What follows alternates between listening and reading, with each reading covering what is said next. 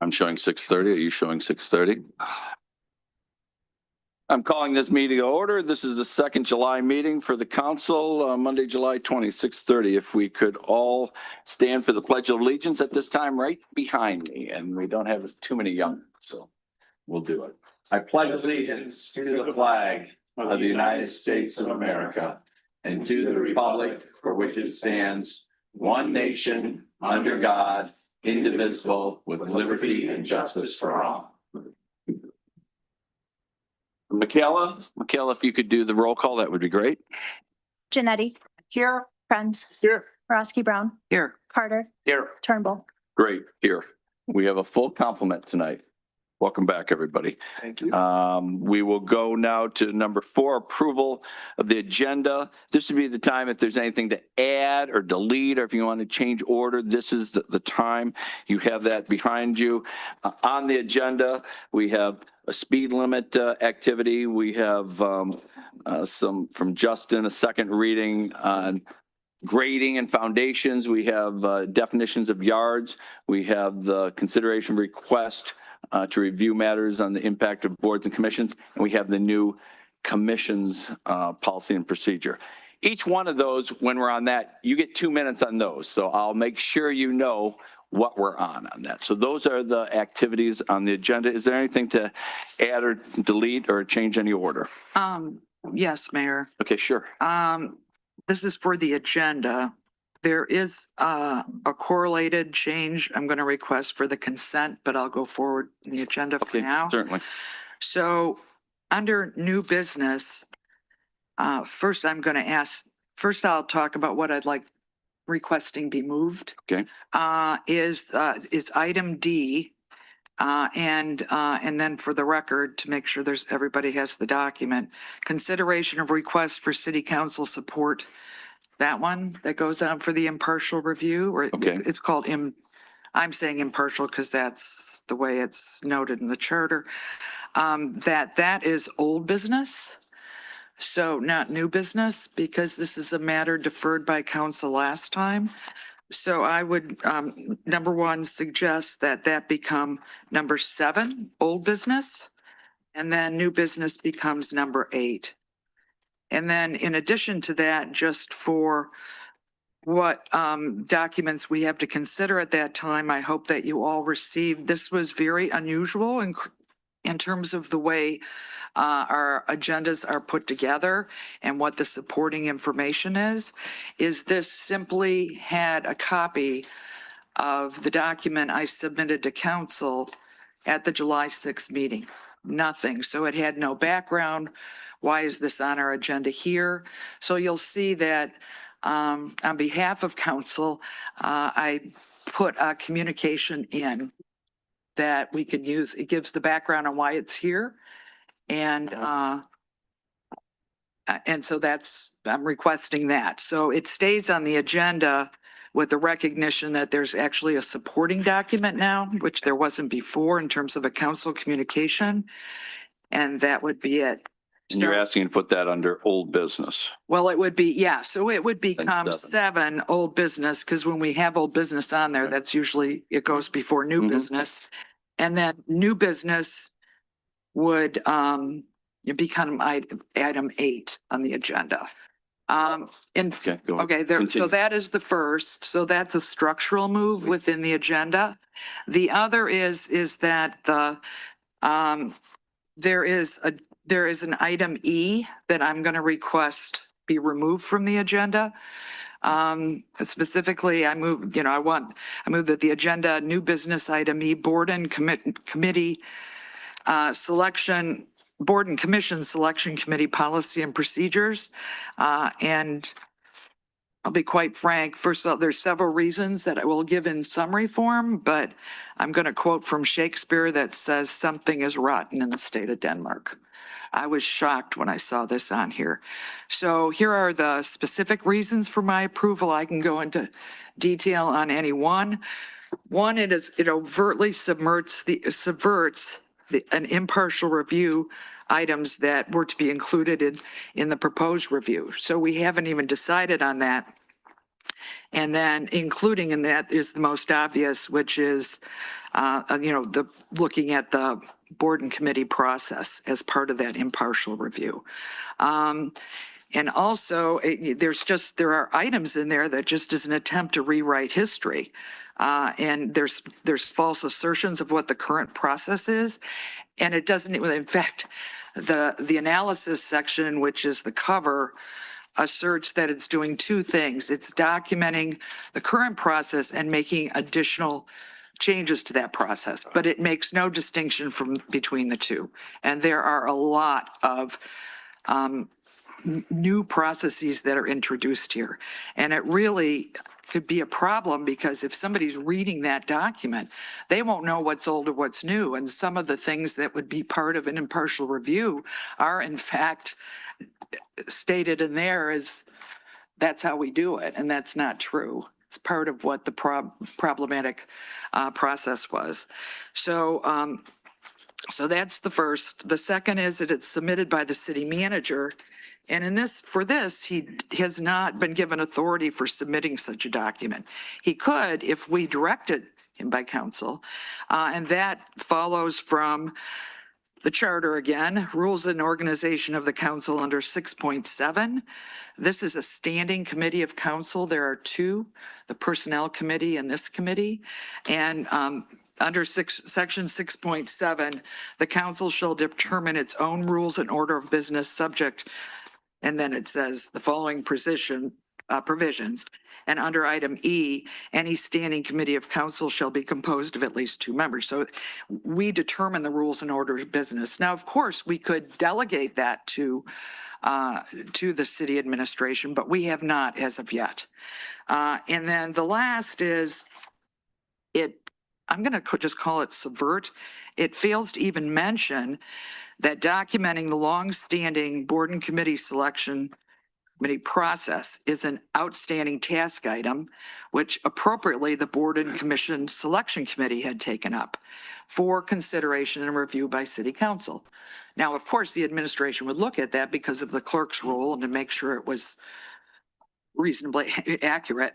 But that action was first requested at the meeting in January. That with the board and commission selection committee had. The mayor's familiar with this, so was the clerk. And that was because of a series of snafus over months that were like, we need to document the process.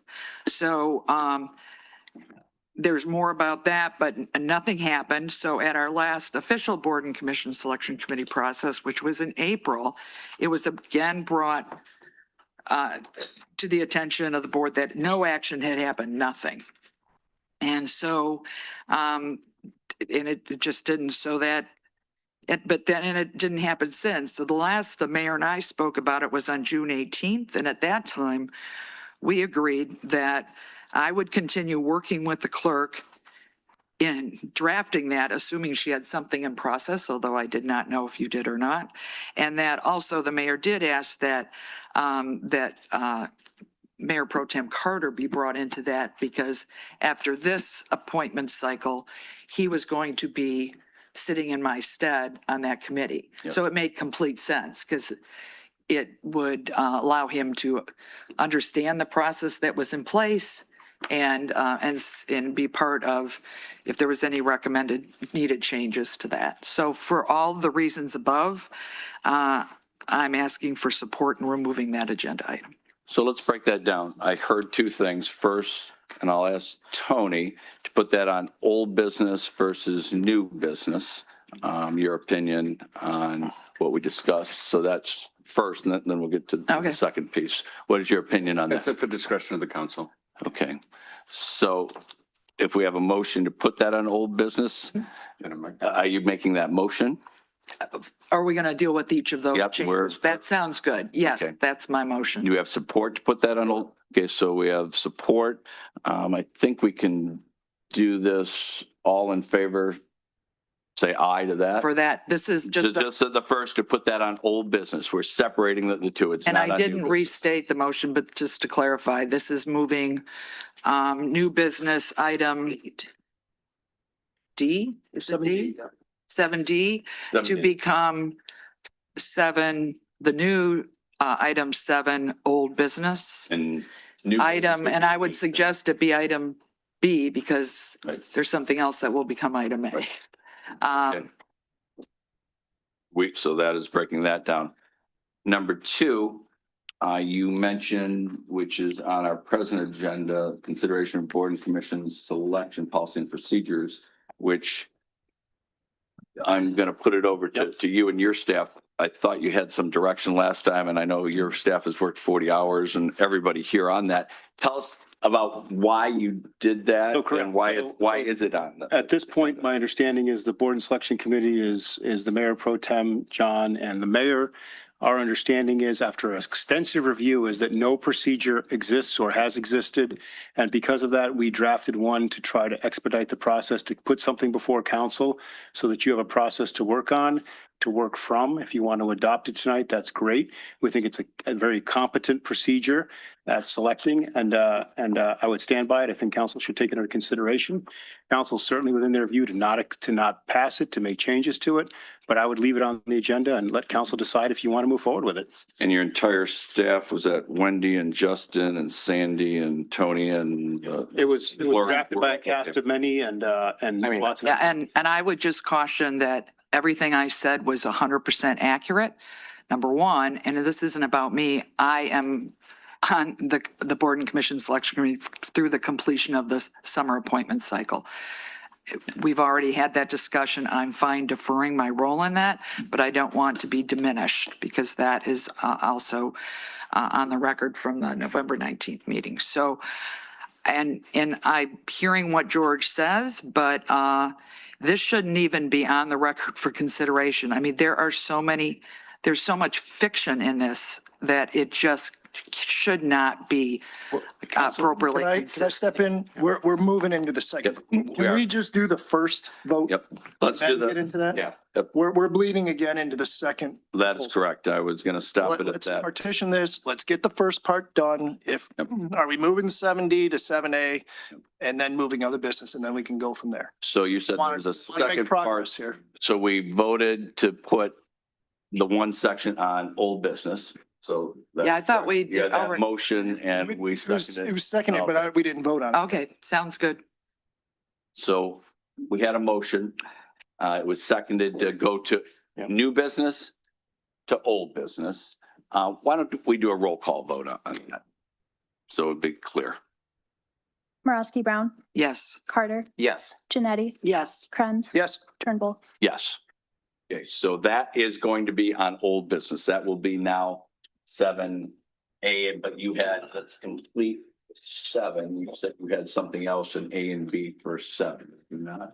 Well, no, because we can't deal with that till we get to the consent Okay, I got you. agenda. I understand. So that. That's would the be- minutes and. So that, yeah. that was maybe a little bit of the confusion there. So now the second, we will have a motioner here and we will vote on it, roll call, if we go forward on the policy and procedures, which we haven't had it for 200 years. We asked about it last time. Your complete staff has been working on that. Even people that were on this before, and you thought that was a good idea, you put it on the agenda. It is on the agenda. We will do a roll call vote on that, if we want that on the agenda or not. Is that Well, your I think estimation? it's subverting charter because I did listen to the minutes. There was no direction from council for him for city administration under city administration authority to do that. There was a brief mention, and I didn't think it was inappropriate, that the city manager would look at the planning commission appointment process. But there's a lot more than that in this document, and it is just horrendous. And again, it is an attempt, even the considerate without this is a very lengthy document, and it subverts what 18 was pages, I believe, requested already. in the request for impartial review, and that is just unbelievable. I wasn't here last week, if I may ask a question. So Certainly. are you saying that this item regarding the procedures for the BCSC is dependent on the independent counsel move. So if independent counsel gets voted on, then we do this. I'm struggling because it sounds like you're putting an Well- if then in this. Well, there's three reasons. One, it subverts what's in there. Oh, well, subvert's a strong word, and I'm going to ask you to Well- unpack that at some point. All right. But I want to stick to the specific, I thought I heard you say, because unfortunately, we're at a point now where we're coming into these meetings with significant and dense changes, and it doesn't give the rest of the board the opportunity to react and prepare. So I'm not in support of how this is going so far. We need to have time to be able to evaluate this, and to do this on the fly here, I think broadly with the depth of those comments is inappropriate. But I think I would like to have a chance to study and respond, because there's a lot of strong comments being put out here. And I don't have the ability to respond when we talk about subversive and everything else, because there's no detail and I didn't have a time to No, go I check didn't, I it. used subvert, not subversive. Okay. Point being, I don't have the ability to respond to you by going and do research, because you're making a claim that I don't have the time to go evaluate. So, and I would say that given how dense this document is now back, and I would also caution that it keeps being said just by the mayor 200 years. These things on the record, this is inaccurate to state things like this. It is true, it hasn't been found yet, but there's at least 10 years of minutes, which is over 300 sets of minutes. So, All right. so I agree. So it's, to your point, this is good reason if we want to defer this to later, but this should not be on this agenda. Okay, I guess I'm going to be looking for particulars, but I just want to go back to one question, so apologize, I'm still working my way back here. Is, if I'm not mistaken, I was trying to listen intently, but you had a lot of really dense commentary that I had to try to process. Was there discussion in here that it was inappropriate to look at this specific item because of the matter regarding the independent review? Or the impartial review? It's sudden eruption on an agenda after more than 6 months of delay, given that this topic is in part of that, is part of that request, looking at the process, seems to me very problematic. My specific question is not that. Okay. It is part of the concern you have regarding this topic is we still have to have the discussion on independent review. That's one of the concerns. Okay, so I would not be removing a topic based on an if-then Boolean operator, assuming how that vote goes. Okay, but there were two other reasons. I know, but I don't think that one's valid. Okay, well then let's go to number 2. Okay, because you're subsuming what the outcome of that vote is, and I don't think that's appropriate. I'm not. Well, let's go to the other 2 items, Please. Go to the other two. which are also I relevant. want to go one by one on this. There's a lot Okay. that came at here, so Your second we one. need to. So and 2 and 3 are very highly correlated, but I'll go through them independently, which now become 1 and 2. Okay, While we don't agree, but let's just move on from that. I'm just trying to understand. That it was submitted by the city manager, who has no authority for submitting such a document unless he was so directed by council, and to date, he has not been given that authority. All right, so then I want to pause and let the city manager or the attorney speak to that. I believe I have the discretion to propose policies and any ordinances and anything else to council. If council doesn't want to consider it, they can certainly tell me that. This has been an issue of discussion about what the procedure is. And we thought to move this off the dime to get some progress on this is to bring a very comprehensive procedure for council to consider. Council can defer this, council can delay it, but I think it's properly before council, and I think it's within my discretion to be able to. Okay, how do you come to that conclusion, George, when looking at Charter Section 6.7? And let me ask Tony, your opinion on that too, as our counsel. Well, so first of all, almost everything, nothing on the agenda was actually asked directly by council to be put on it. We create the agenda as administration based on all the contracts that are coming forward, everything of that nature. So that's very standard. Charter Section 6.7E speaks to standing committees, which, as we've discussed, this committee doesn't exist as being properly adopted, and this is trying to rectify that. And so I see this as consistent with the charter and trying to completely fill the hole that we've discovered in reviewing all those, decades of minutes where no motion or resolution was ever located. I would like on the record that the assertion that it was never established at all, either but even by a motion, stands in the face of two things. One is it has been an agreed upon standing committee every 2 years during organization for more than 20 years. So number one, we have agreed to it if the assumption is that we're silent on it.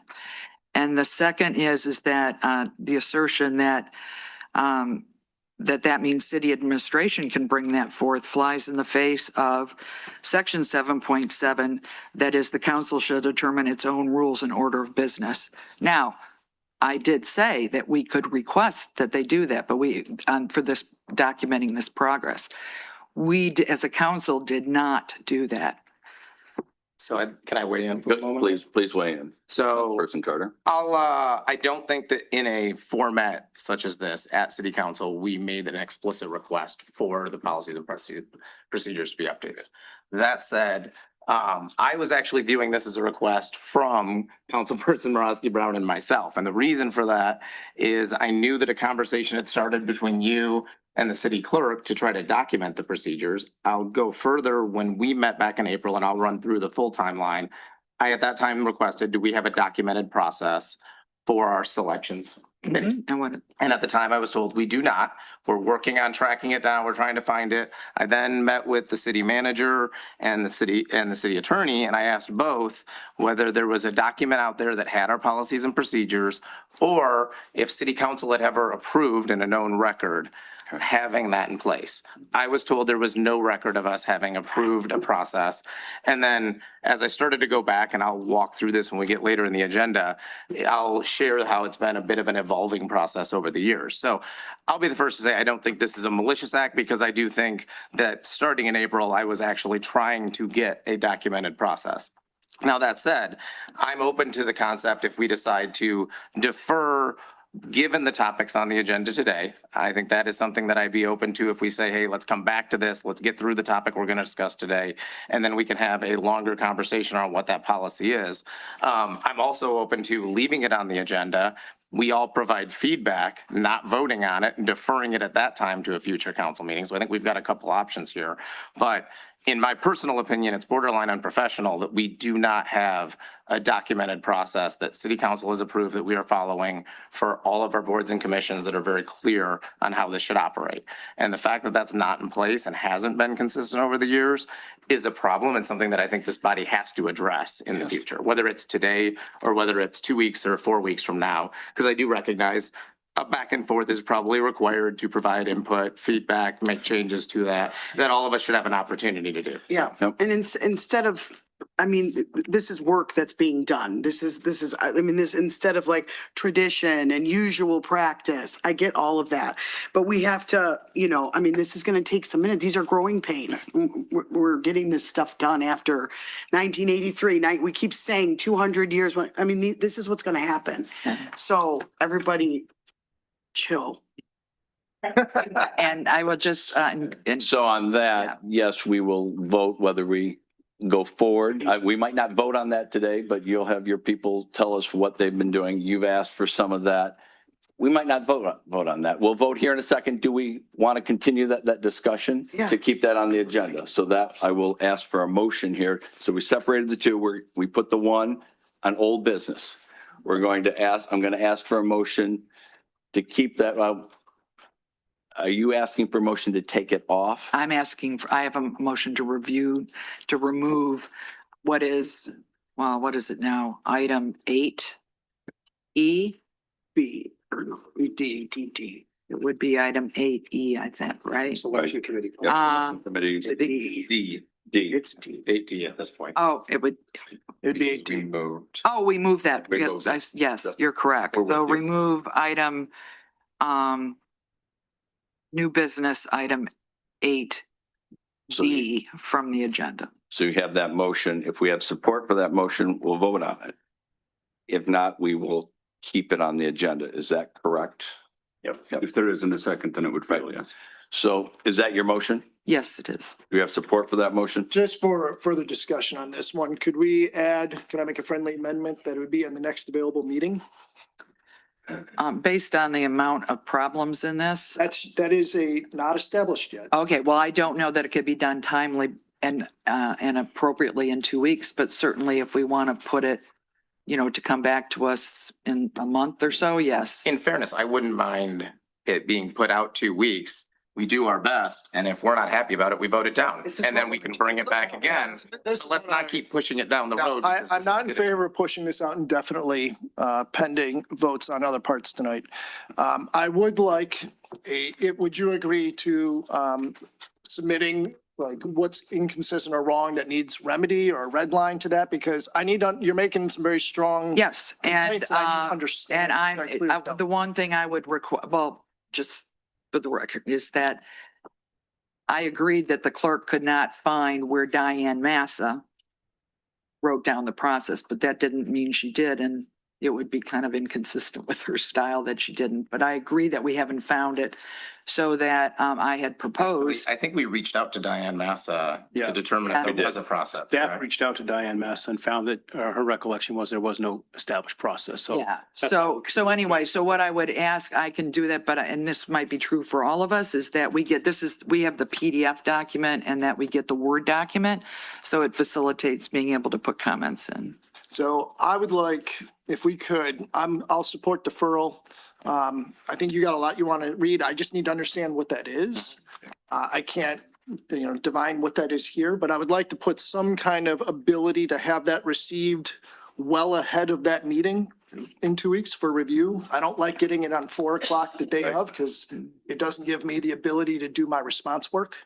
Just like when we asked Parks and Rec to have something 3 days before. I think it's a fair commitment that each of us, because this isn't one person, all of us, I'm assuming, will go through this and have red lines. Get your inputs. It and would. we Yeah. can have time. Maybe we do But that. just, can I finish? Yeah, absolutely. Each of us provide our feedback prior to the publishing of the agenda. Therefore, that'll allow it to be included within the agenda. People can see the proposed red lines, discussion points, and then we can have a conversation in the meeting on those items. If one of the council members thinks there's fundamental flaws, I want to read them and see them. So, And who is the? so should I, For you. well, Michelle at my office, but should I understand then that I would have multiple documents? I'll have a staff proposed, and then we'll have multiple documents with red lines if people have different comments, so you can see who made what comment.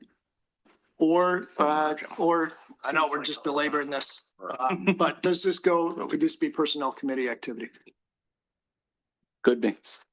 Why wouldn't it be Board and Commission Selection Committee? I'm just asking.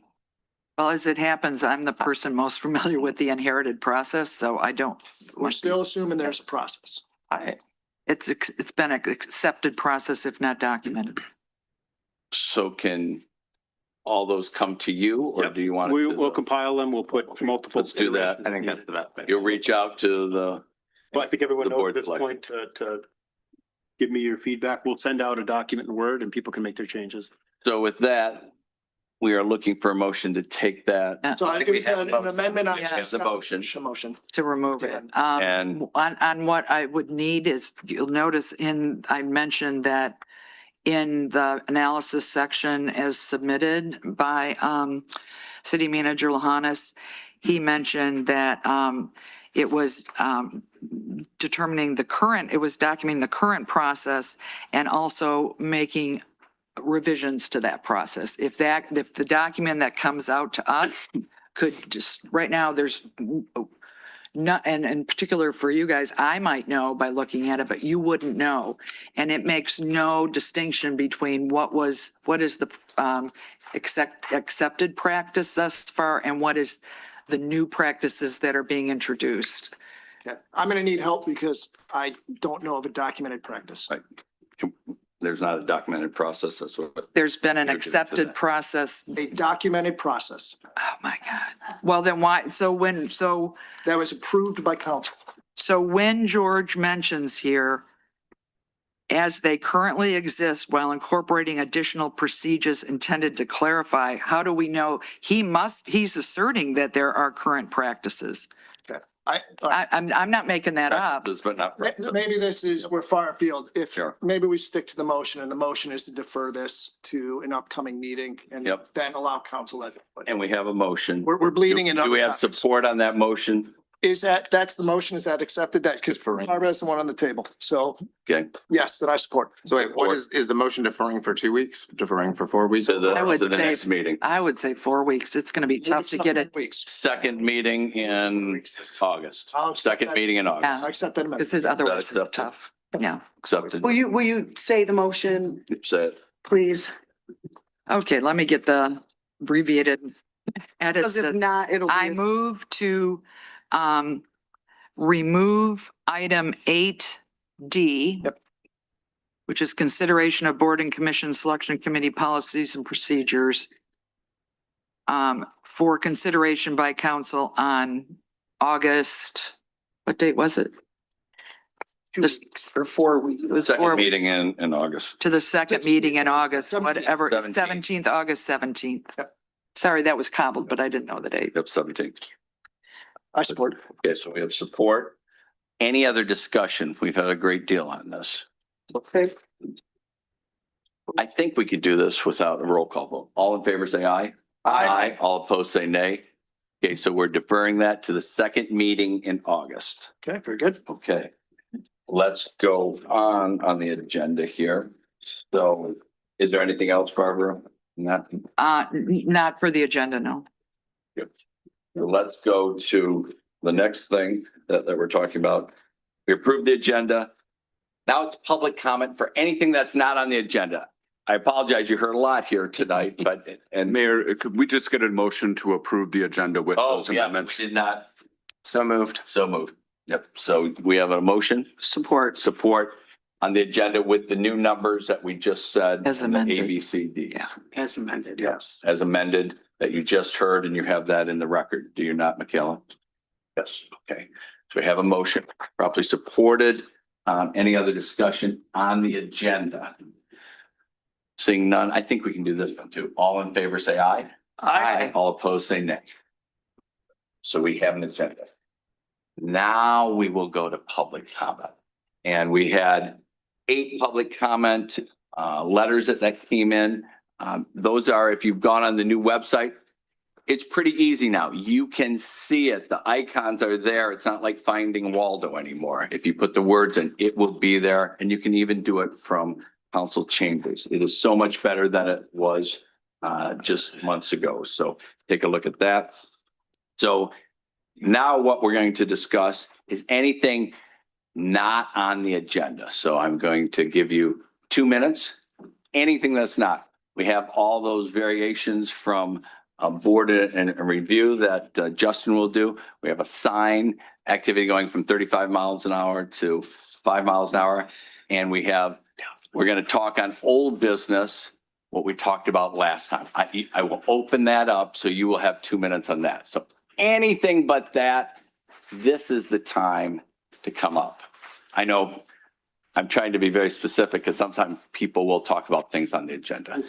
And if you do, I will open up first in council chambers. Just come up to the mic. There's a lot of people online so they can hear you. Full name and address. So come right up. Yeah, right there to the right is the agenda. Just looking for agenda, yeah. Agenda right there. So anything on your mind other than what we've talked about thus far?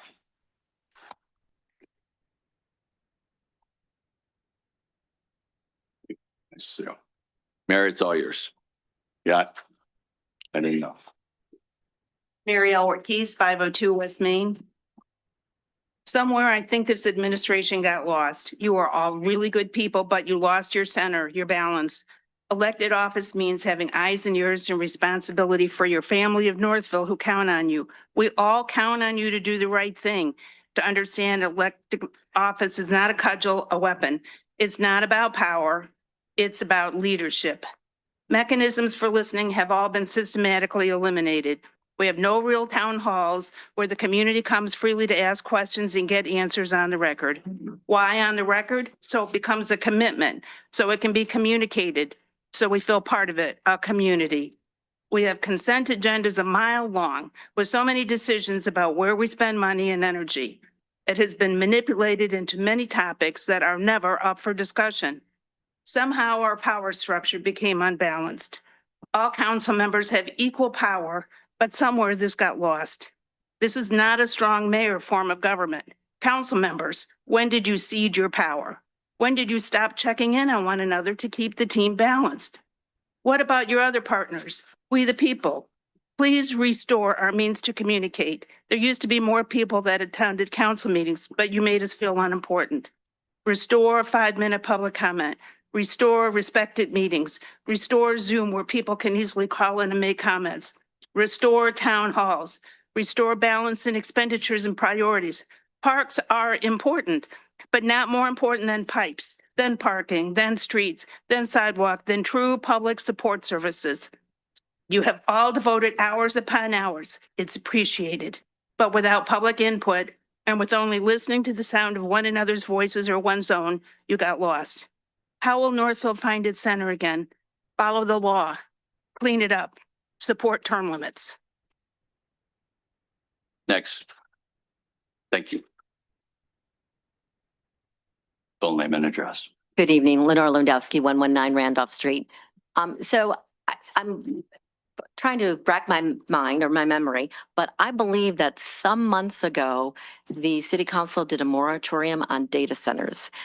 And I looked, I'm trying to navigate the new website and I did a search and I cannot find out when you did that and whether you acted any more on it. So that was just my question. And I know you can't answer questions, but just wanted to bring that up or maybe as a reminder that if you've done the moratorium, when is this expiring and do we need to do something about that? Okay. Thank you. Thank you. Justin, you'll probably get back to others right up to the mic. Full name and address. Concerns. It wasn't nothing about your business or anything. It was That's about okay. safety. Anything. I was concerned about somebody's, And full name and address so they can hear it out. Douglas Reed, 545 Randolph Street. I've been here forever. Anyway, I grew up here, but I was concerned about little kids and stuff riding on those little scooters, electric scooters and e-bikes. I had one guy almost ran me over in the park down there at the mill, right by the Ford Field. And I didn't hear him coming. He was right by me and I'm walking my dog, And then I would try to look at my driveway, I got to re-watch backing out because I see him flying down the sidewalk, going about 25 miles an hour on the sidewalk. That's a concern. I'm afraid I won't see him coming and they'll run into me or something backing out. Yeah. I don't know if you've noticed that. I've seen two girls on a little scooter going down Randolph together. Yeah. Zipping down the road. That's what makes concerned. Oh, and the other one, with the traffic situation, I noticed the left turn at the top of Center Street, Main there. You used to have no left turn there. I was just wondering, you might want to put that back up because you're going to have that traffic coming up there and there's no left turn lane. If you leave your contact information, the chief has had discussions on electric scooters in the past. So On we can both those. follow up. It's a safety thing. We'll get together. Chief Masiak will get with you, I believe. Others at this point. We have one from behind and then you, Cindy. Good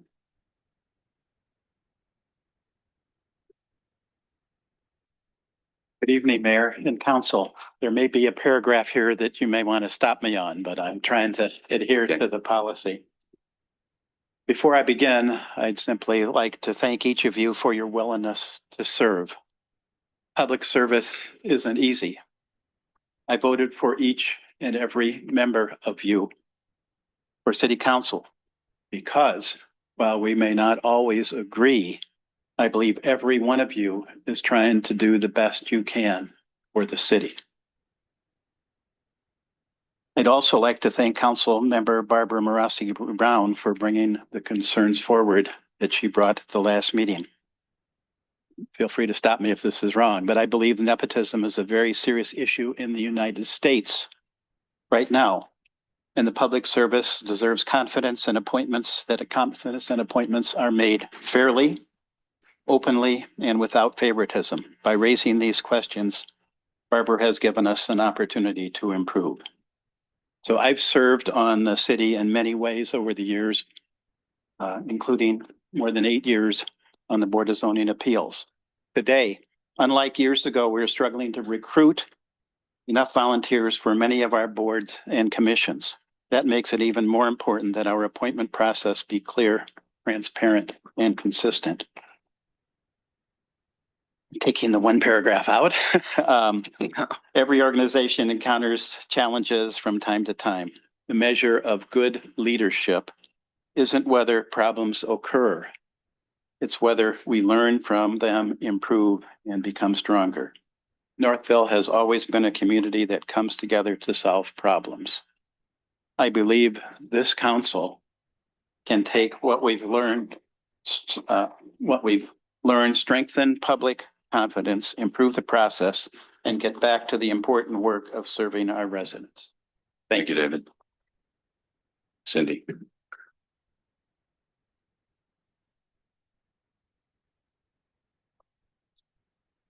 Cindy Brazen, 370 Fairbrook, resident, over 42 years. These are my ABCs of responsible city government. A, for accountability. Without accountability, citizens lose faith in government. They stop being involved when they perceive that their concerns fall on deaf ears. B, budget responsibility. This city spends money like drunken sailors on pet projects that have little or no benefit to its tax-paying citizens. Streets and infrastructure in neighborhoods crumble while showy projects are lined up on end to glorify administrators drunk with power. Meanwhile, your big, beautiful downtown still doesn't have a bathroom. C is for communication. When was the last time there was a true, on the record, open meeting where citizens could ask a question and get a truthful answer? Coffee with council is not that. And occasionally the mayor or manager will promise to get back to you, but they never do. Time for real open and honest dialogue and respect for those of us who pay taxes to this municipality. Therefore, I strongly support the call for an outside investigation of the city's appointment processes with the mayor, mayor pro tem, city manager, and city attorney recusing themselves from the process of discussion, selection, and investigation or any further appointments until it's been resolved. Anybody else? Remember, this is things not on the agenda, but we'll let that go. Anything else? Andrew? Not on the agenda. Andrew Daly, 333 East Cady Street. Public office is one of the greatest responsibilities a person can accept. The authority each one of you exercises is not an authority that belongs to you. It belongs to the people of Northville. It is entrusted to you for a limited time and for one purpose, to faithfully serve the public. Every vote you cast, every decision you make, every action you take, either strengthens or weakens the confidence that residents have in their local government. That is why the city charter matters. That is why ethical standards matter. That is why the oath of office matters. They exist to remind every public official that government is never about personalities, political alliances, friendships, or convenience. It's about faithfully serving the people who place their trust in you. The true measure of public service is not how you conduct yourselves when decisions are easy. It is how you conduct yourselves when the decision is difficult, when there is pressure to take the easier path, and when doing the right thing requires courage. Public trust is earned one decision at a time. It is built through honesty, transparency, accountability, humility, and an unwavering commitment to the rule of law. When government consistently demonstrates those values, public confidence grows.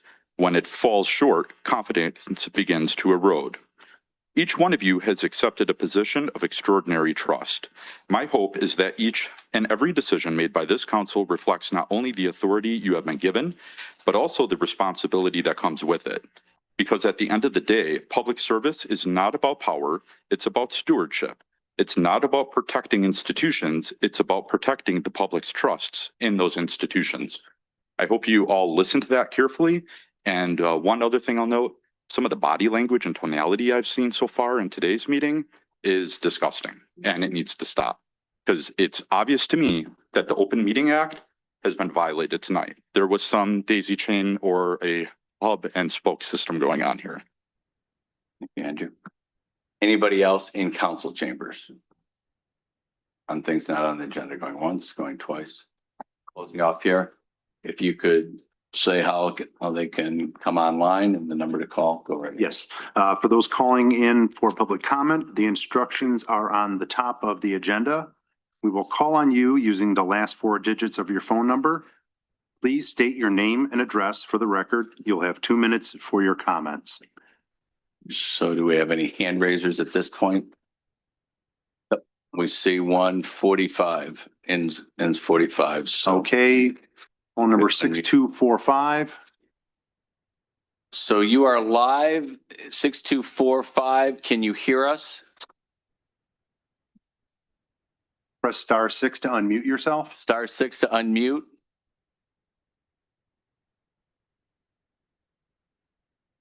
We'll give you another second. *6 to unmute. Yes. There you go. So 6245, can you hear us? Yes, can you hear me? We can. Go right ahead, full name and address, and we will start.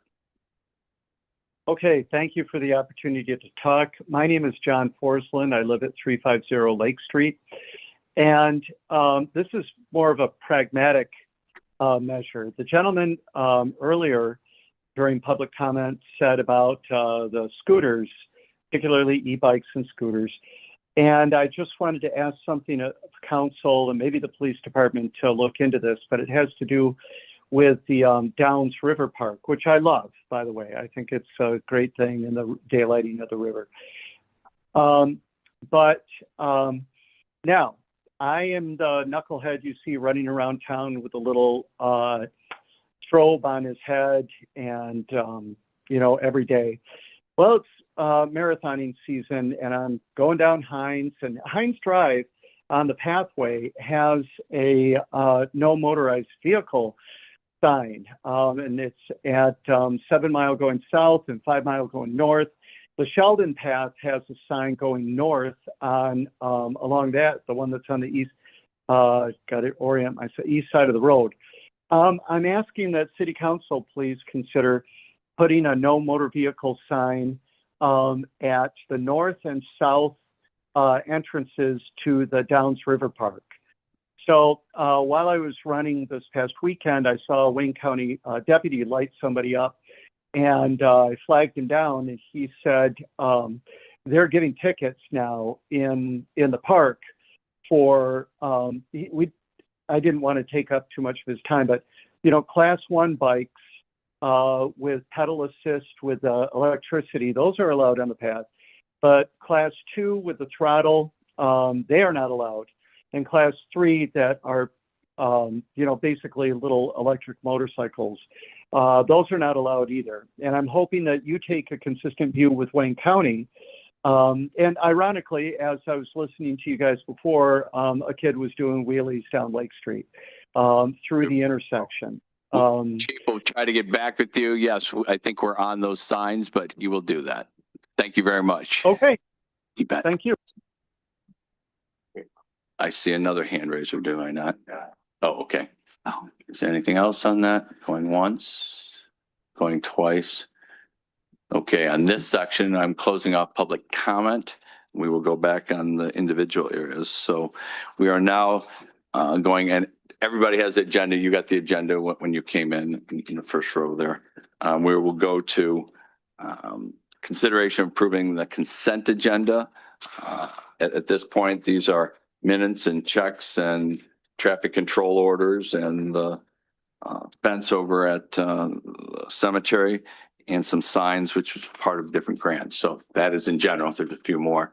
I'm looking for a motion or things to add or delete or take off of this. Did you want to add anything on this? Or Related to the consent agenda. Consent agenda. Yes, it was a simple change that we've had to make before periodically. And that is related to the consent agenda item A, city council minutes. As I provided you earlier today, because it took a lot of time to make sure, Scribble edits and scribble it properly, right? So, and the clerk did incorporate that into Great.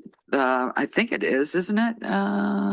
Incorporated under, So you received those, Galen, right? I put a copy of the Yep, we all revised have them. minutes in front of all. In your package. yeah, so it's the revised, and at least looking at it, as I sit here, the only, yeah, it just, is it on the next page? There was the section after that that is omitted here. So if you'll see the last paragraph, it is and further pending that review. Mhm. You see that? And if you look at your packet for the city council minutes, do you have that in front of you? Yep. Okay. Yes. And then I tried to crosswalk you all on this. It's in the latter part of what I sent you after I was able to listen to the recording. It is, you'll see that there was an addition that council made during, our deliberations on this, and it is recorded in the minutes as posted. You see at the very bottom, it says, and further that city manager obtains estimates. If I may, it does carry, it's the very first section on page 5 of the revised minutes. Okay. It's over, is it carries over somewhere? Oh, I can't see it because it's got yellow. Yeah, the yellow is very tough to see. It's in It yellow. blends in on Like top the- of the page text 5. is in what light you're referring yellow. to. So I can not read the yellow, but based on the text where it's inserted, it looks like it's accurate. And I read through your changes. I didn't see any No, problem but I with any of wanted, those scribbled errors. Did yeah. Anybody else? No.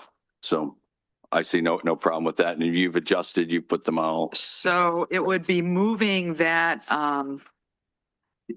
consent agenda item A to old business item A, only because we need to approve that before we can go to the consideration of the impartial review, because we have to work from the minutes. Does that make sense? Yes, I'll ask Tony. We could put that on old business A or just approve it the way it is right now. We can approve it with the changes that have been provided. Is that what you're hoping to do? Well, if we, I didn't know what procedurally how we do it. Yep, Usually that's what we I'm have to asking. put it, usually we have to take it off the consent, put it on the regular agenda, look at the proposed revisions, whether it's me or the clerk or whatever it is, and then, you know what I mean, then have a motion. But with scribble edits, what is your opinion? Well, these are more than Yeah. scribble edits. Okay. If they're more than if they're more than like a Scrivener's error or anything like that, let's just. They are. Okay. Business. They Then we'll were. do new business, or old business A, and the other will go to B. Yeah. Is that what you're asking? This would become 7A, Right. Old And the business other A. would be 7B. B. Correct. Normally we put it under new business, but we need the motion to, So is that your motion? yes, my motion is to move consent agenda item A and old. A to old business 6A to item, 7A. Item A. Yep. item A. I hear a motion. Do I have support for that motion? I support that. Okay, have support. Any other discussion on that motion? Good. All in favor, say aye. Aye. All opposed, say nay. Okay, we have now 7A and 7B on old business. So do we have a motion to approve the consent agenda with that we just took out? I'm looking for that motion. Do we have that? Pardon? So we just moved that. So the motion was to move that To the agenda. to the agenda, but do we have a motion to approve the consent with that? I didn't hear that. You're not yet. Yeah, so I'm looking for that motion to approve the consent So agenda. moved. Okay, we have that motion. Do we have support? Support? We have support. Any other discussion? All in favor, say aye. Aye. All opposed, say nay. Good. So we have a consent agenda now. So now we are on to 7A old business, which we just talked about a little bit more than the scribble edits. And you just edified us on that. You want to do a motion to go forward on that so we can approve. Move to approve the minutes as corrected, as has been resubmitted by the clerk. So we have a motion. Do we have support for the support? Any other discussion on this? Mayor, I'd like to abstain. Okay, that's right. You were not here, so I understand. All in favor, other than Councilperson Krenz, say aye. Aye. All opposed, say nay. Good. So we have some edited. And just for assistance, when we get to the next matter, if you want one that is as recorded by the clerk, you can read the minute because they're not in yellow. It's the normal markup is in the first, the page 1 under background for the memo I submitted that was missing, the communication that was missing. So it's easier to read. So we are on 7B now, and would you like to again update us again? I know we talked quite a bit. Why don't you? Just the background? Yeah, just in general, what are we talking Are about we- on 7B on going Yeah, forward? so just as background, at the July 6, 2026 City Council meeting, and I submitted this so it can go on the record, updated in the packet, because the packet was missing any communication at all, on that, under that item. So I think, just, this should be put in there. You all have a copy In the of that. packet, not just reflected in the minutes, but actually so that it's in, that we have something in Right. there.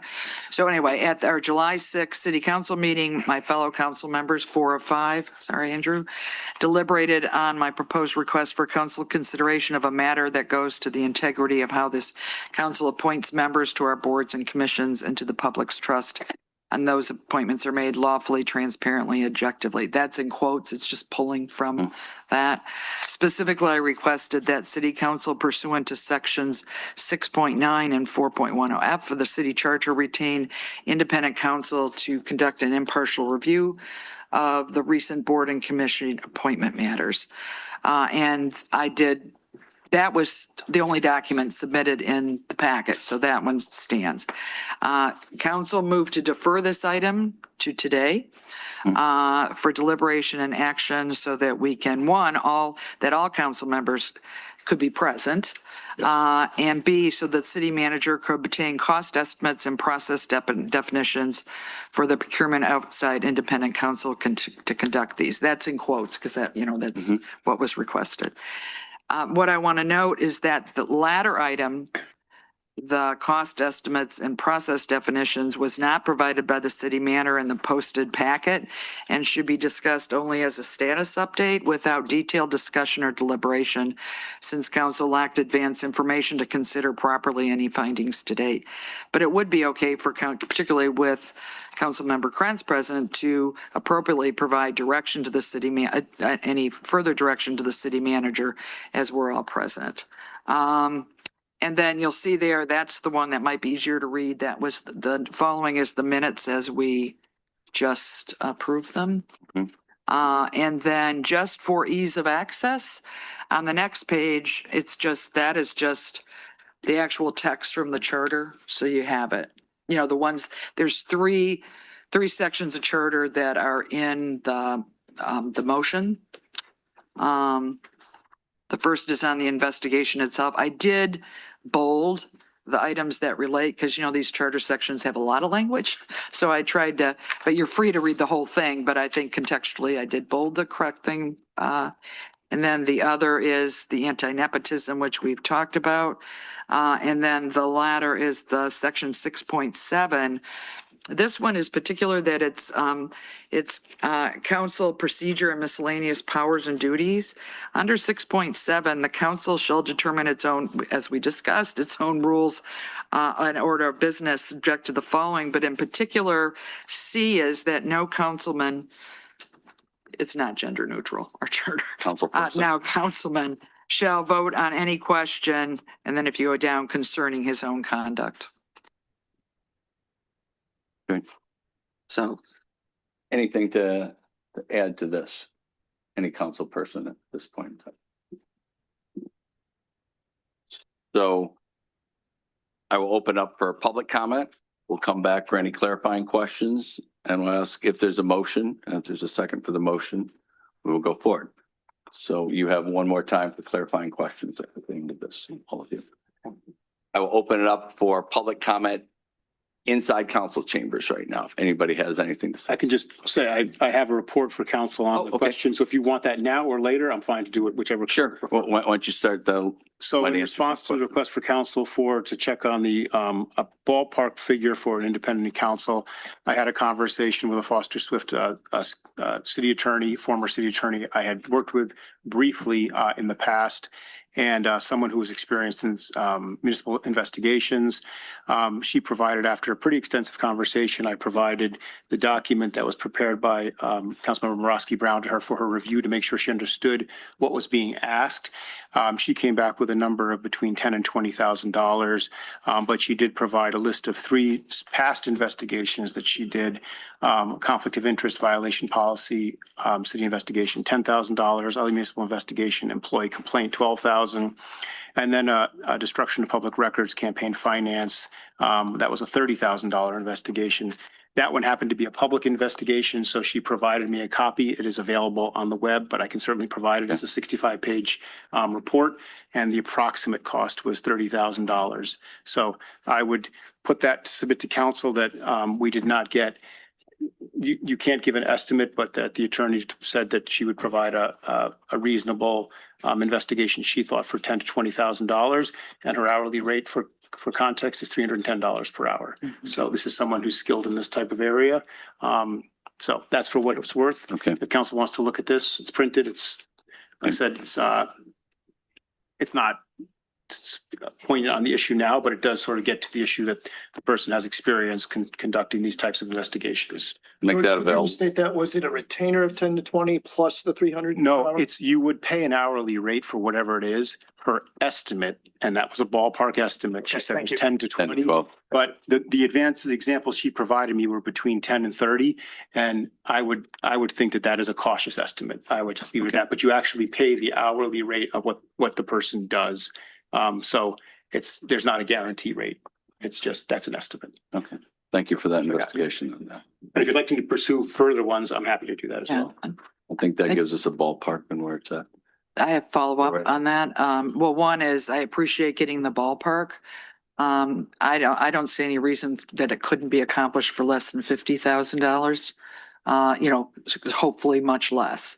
One item, just as a recollection that I brought up at the last meeting, is that at the 300 plus hours, that there are persons that are trained in this type of independent investigation that are not attorneys, but work with attorneys, and their hourlies are much lower.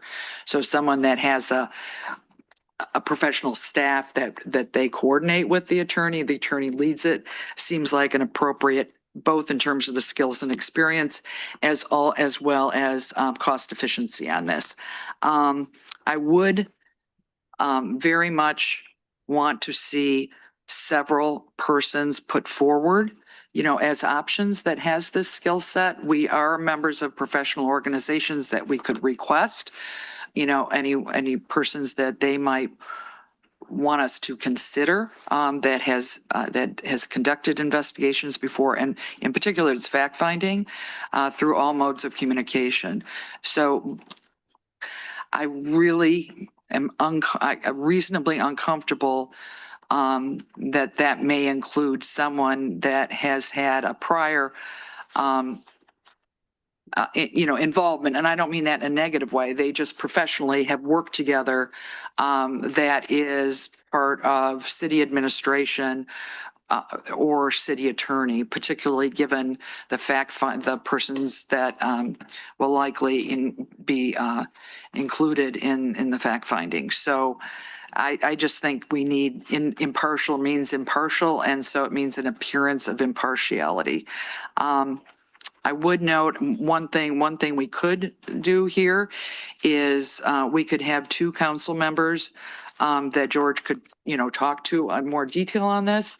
I have a professional background since my 20s, both in terms of my educational training and my professional work, beginning as an evaluator of efficiency, effectiveness with the U.S. Congress. And as part of that, a lot of fact-finding and investigative work. Then in public sector consulting for a few years doing the same. And I have worked as a senior analyst and public sector consultant for the past 28 years for a success. So I have an understanding of the kind of skill sets that are going to be, required of this. And anyway, that's why I put my name on it. Not to be about me, but I do have the background. And we did before, we have a personnel committee too that picked different groups when the city manager is brought in others, and there's a couple people on that. We will consider that, I guess, too, as an option.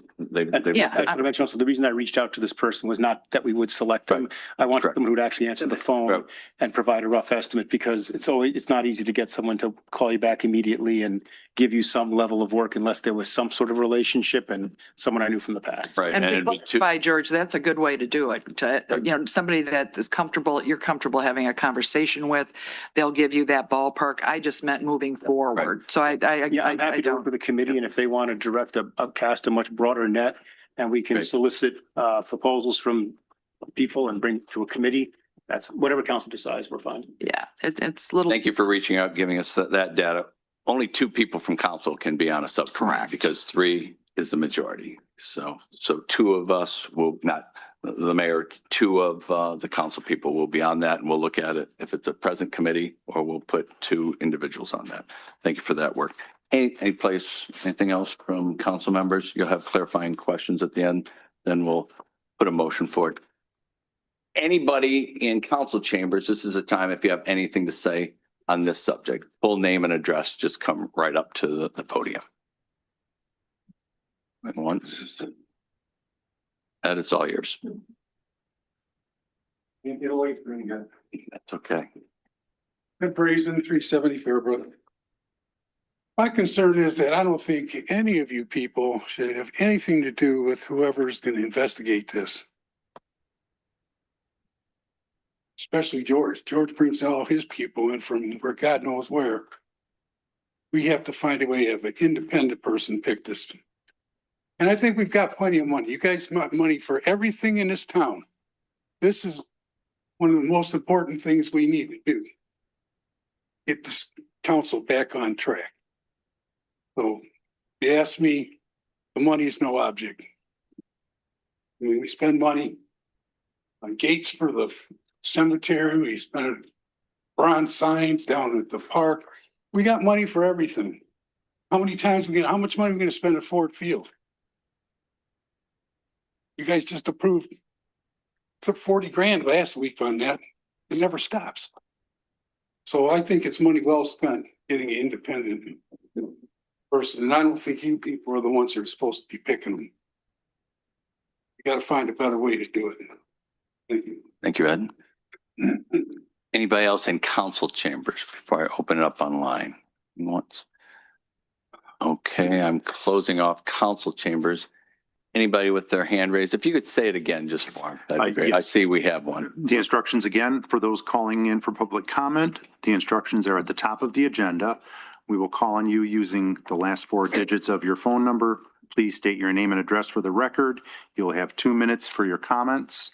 And it looks like phone number 6525 has their hand raised. If you press *6, you can unmute yourself. So 6525, can you hear us? Yeah, I can. Can you hear me? We can. Full name and address, please. Yeah, Rick Sharp, 310 West Dunlap Street. This is the first meeting I've attended, and wow. To me, when you have an undocumented process, it leads to exactly this kind of situation. And so I'm hearing all these inflammatory words and all these accusations and anger and stuff like that. That's not been my experience in Northville. And so I'm bothered that we're going to spend $50,000 when the proper thing would be to document a process to get the thing fixed right. I'm a former IG, so I heard Barbara's comment. I'm a former IG in the Air Force, worked in many large corporations. This doesn't surprise you one bit that we've ended up in this place. I don't know why it didn't happen sooner, but when you don't have a documented process, that's the problem. That's what caused this issue more than anything. So I would just appreciate, I love Northville. I'm happy to be in Northville. I don't want it to reflect the national political scene. I agree with Council Person Janetti. People need to chill. They need to watch their language. They need to speak in facts and work together to take things forward in a positive way for the community. We're going to celebrate our bicentennial next year. And wow, you know, I don't know what we want coming out of the city in terms of how we work together and communicate with each other and do things, but I want Northville to be special. And I think everybody just needs to think about how they're communicating each other and stop throwing these accusations. Let's work on a good process and move forward in a positive way as a community. Thank you, Rick. Rick Sharp. Anybody else with a hand raised at this point? I don't see anything. You scanned the ones that aren't there. Okay, I'm closing off public comment online right now. Okay, from there, so the process, any other clarifying questions? I'll ask for a motion. If it's seconded, we'll vote on that. We will defer to the second meeting in August on the policies and procedures, and we will all get that package from you and all give input to your office on a long-term documented policy and procedure, which can be sustainable and repeatable, and we can replicate in the future here. So that's what I heard you say before.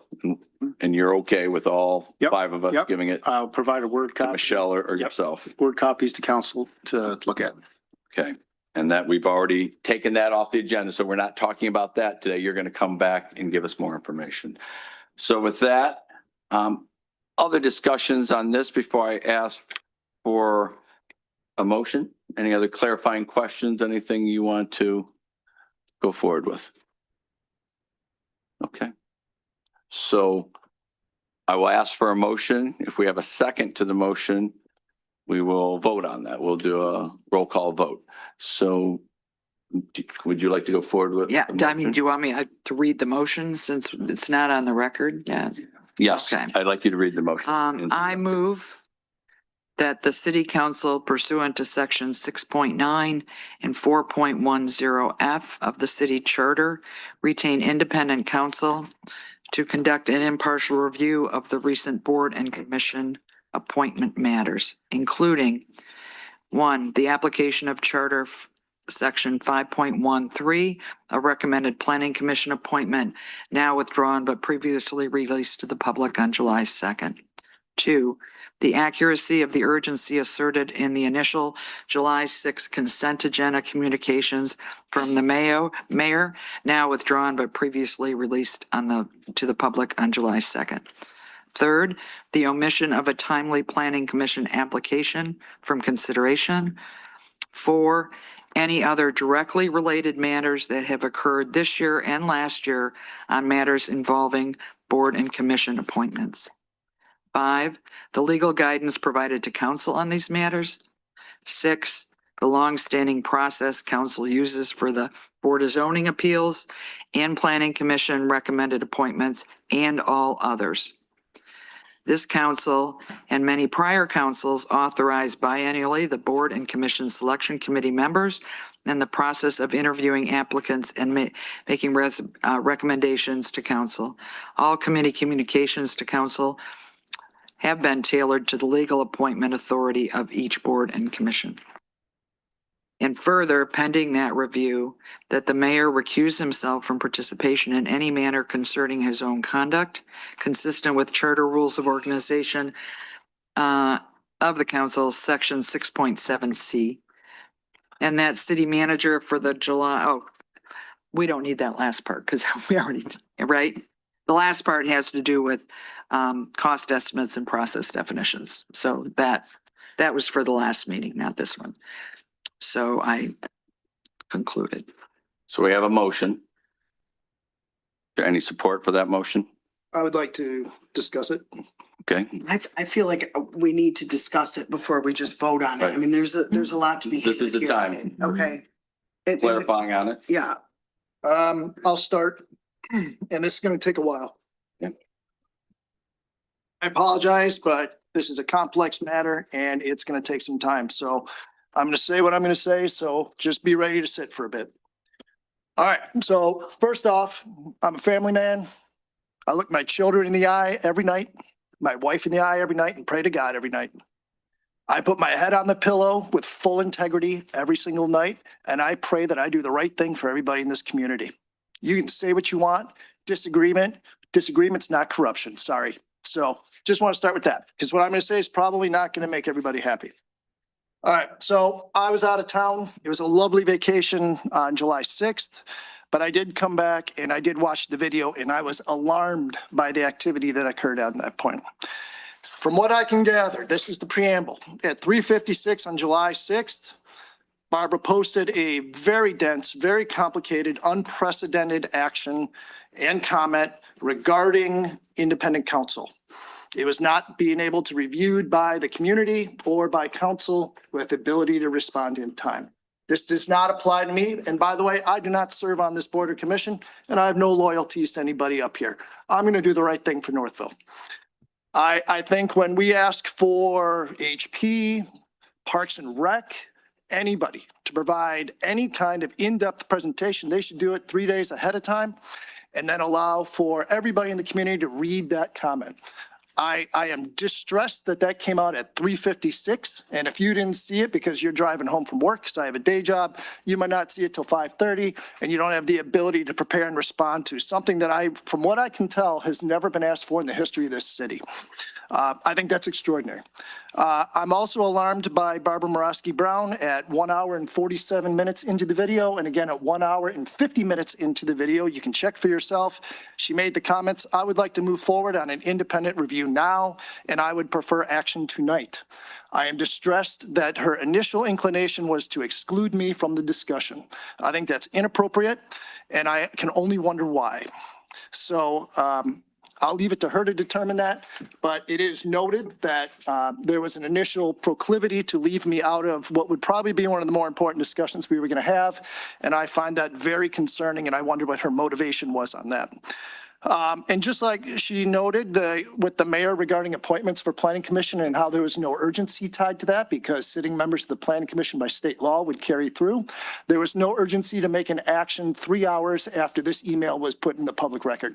I think that's wildly inappropriate, and it should have at least been tabled until I came home. Any discussion on that I think was unmerited, and I think the community should have had the opportunity to look at and review it along with everybody on this dais. So I'm very concerned by how that went through. And I don't know what the benign and innocent explanation is for that. The claims. Appointments to boards and commissions were not made lawfully. Okay, so we're going to have to unpack that because that's a very serious claim. We are not the right body to review that, per the comments from Councilmember Morosky Brown. But also was not commented on in that meeting on July 6th is what the threshold for independent review is. So this board did not have any discussion on what the threshold for independent review is, what is and what is not acceptable. If I steal a teacup from the coffee room, is that independent review? There was no rules put in place, and then there was no test put against that. So I think immediately moving to any kind of discussion regarding independent review without first establishing the wherewithal, the need to do it, and the threshold was wildly inappropriate and way too quick. It was just not done in time, and it looked like they were pressured by comments in the community to act immediately, though not thoroughly and correctly. So now we got to keep moving here. So the Board and Commission Selection Committee was another claim, is one of council's longstanding committees. Yes, but there is no ordinance. There is no document. We can say there's a standard. As far as I can tell, we looked around. We went all the way back to Diane Massa. There is no document, and if I had to furnish a document, it would not exist. I know that in 2020, when I was reappointed to Planning Commission, that it was basically a call to Pat Sullivan and say, hey, am I doing this again? And he said yes. So I can tell you with absolute certainty, there absolutely was no process, and there is not today because it's never come before me because I've been on council since 2021. Tradition is not process. I'm sorry. So it is not incumbent on me to provide that document. It is incumbent on the people making the claim that we are in violation of a document that does not exist to the best of my ability to understand. It is not my responsibility to find that. It is the person making the claim, and it goes back to Diane Massa. So she, per discussion, also said, going back 20 years, that there is no such document or process. 2 members, I agree with Councilmember Morosky Brown. 2 members are appointed by council every term. But is there any factual formal execution of responsibilities that can be pointed to as part of that motion other than filling out a roster? I have never voted in my 2 cycles giving implicit authority on 2 keys of the nuclear submarine for those 2 people to make the review or to make the recommendation. Ultimately, and we'll get into what the legal basis at the state level is on who can do that. We only appointed members. We did not create process therein. And also language on the website about the application policy, the application process is also not formal policy. That's been proven over and over again by statute, and will also be part of one of my recommendations that the city must clean up because it is not informative and it does not represent anything that this body ever proved. So in terms of it being on the website, that's nice, but that's not legal. So what are the governing instruments we need to look at? First, the Michigan Planning Enabling Act, Section 15 MCL 125.385. I know this well since I served on planning for 4 years. Some would say pretty well. States the chief elected official shall appoint members to the Planning Commission, subject to the approval by the majority vote of the members of the legislative body. Unpack that. The elected official, the executive official, shall make the appointment to the council and the council shall approve. It is a 2-step process. Michigan Zoning and Enabling Act. I've also spent some time on zoning. Section 125.3601, Section 601 states, members of a zoning board of appeals shall be appointed by the majority of the members of the legislative body. State law is silent on the mechanism on how those candidates are brought forward to the elected body. It is assumed that it is done by local edict. Also, Michigan doctrine of preemption says that municipalities can pass local ordinance, but they cannot conflict with state statutes, even in home city rule in which Northville became in 1955. So now remember that even if there's not a process here, there's a state law. And we cannot overrule state law due to Michigan doctrine of preemption. So in order for us to say that something was in violation, you have to be in some instances here, is it violation of state law? And I'm going to get into that. Northville ordinance on appointment of officials to boards. As far as I can tell, it's tradition. And I think others will have information they may or may not have at some point, I hope. Although since coming back from vacation, I cannot look for it. I can also testify that my reappointment to planning was a phone call from the former city manager, full stop, nothing else. There was nothing else. There's no second interview. There was nothing. And then I served. I was put on the consent agenda and approved. So that was, I suppose, good to my character that they kept me going on that. So language on the website, as we already noted, is, as confirmed by statute, is not a gold source of policy. Council voting 2 members to the boards and selection committee is not a tacit approval of dual approval, just who is on the committee. And so does this mechanism also align with the doctrine of preemption when it comes to planning? I want to understand more about that. And that'll be part of the actions I think this board needs to take, because as was noted, there are many gaps that were not addressed over the years by the members of the BCSC, which is the Boards and Commission Selection Committee. The appointments in question. So let's talk about that. So we have 4 specific ones. Oh, Northville ordinance on creation of beautification commission. So a lot of research. Thank you to the people who did that research for me today. Beautification Commission, what is in its most recent form, was established by resolution in 1982 and is not ordinance. And we'll touch on that, and that's important. So first, July 6th, Needham and Calkins, BZA reappointments. The claim, the mayor has no unilateral role in appointment. The claim, mayor recommended outside of our boards and commission selections committee. The mayor has no unilateral role in appointment. My plain assessment is this.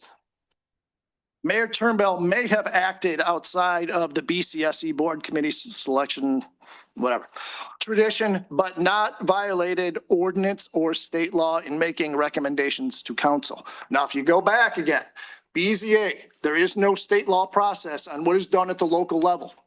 It is done by, that is established by the local municipality. That's the people here who are representing you. And as I think we've already established, there is no process that I can point to that's on a webpage. There's a tradition and it's changed many times, but it's not a process. And so if there's not a process, it cannot be violated. And then when it comes to what the Zoning Enabling Act says, each member on BZA must be approved by a majority vote of the council. Oftentimes the mechanism on that is going to be the consent agenda, unless it's brought out. So now he may have acted outside of that tradition, but it is not obvious to me that there was any city ordinance that he violated, and he did act well within state law as the elected executive of Northville.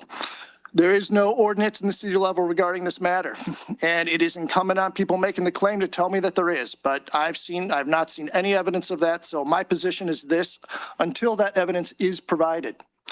The proximate cause, as far as I understand it, although I, by definition, did not talk to the mayor pro tem, was that he was not available during the interview window due to time with his family. So appointments would be made legally per Michigan Zoning Enabling Act vis-a-vis approval of the majority of the legislative body, hence no legal violation or implications in their actions. What this means is, as far as I can tell, on the zoning approval of Steedham and Hawkins in consent, it absolutely followed state law and there was no violation whatsoever.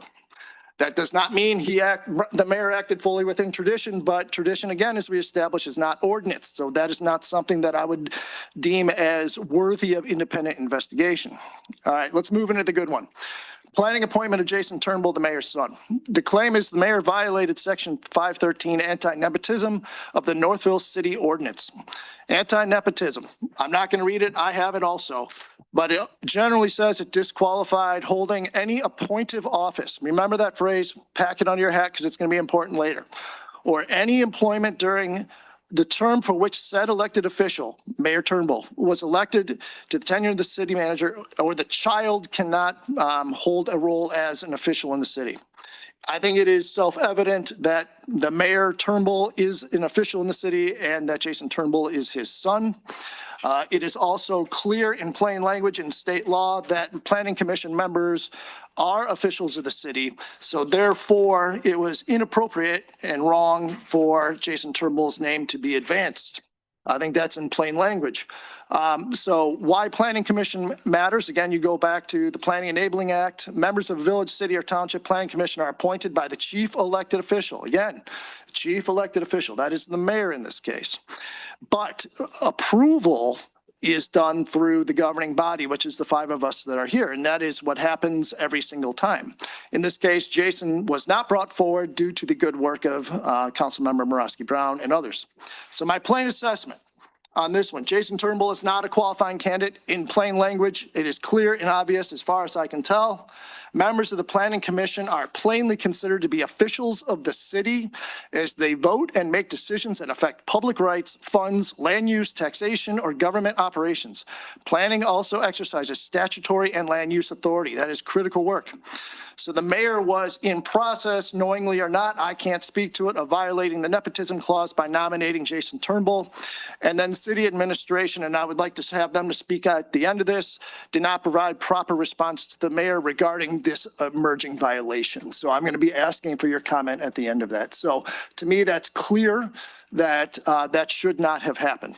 City administration and legal representation did not apply the nepotism clause in this case. I think that is self-evident. I don't need independent investigators to tell me that.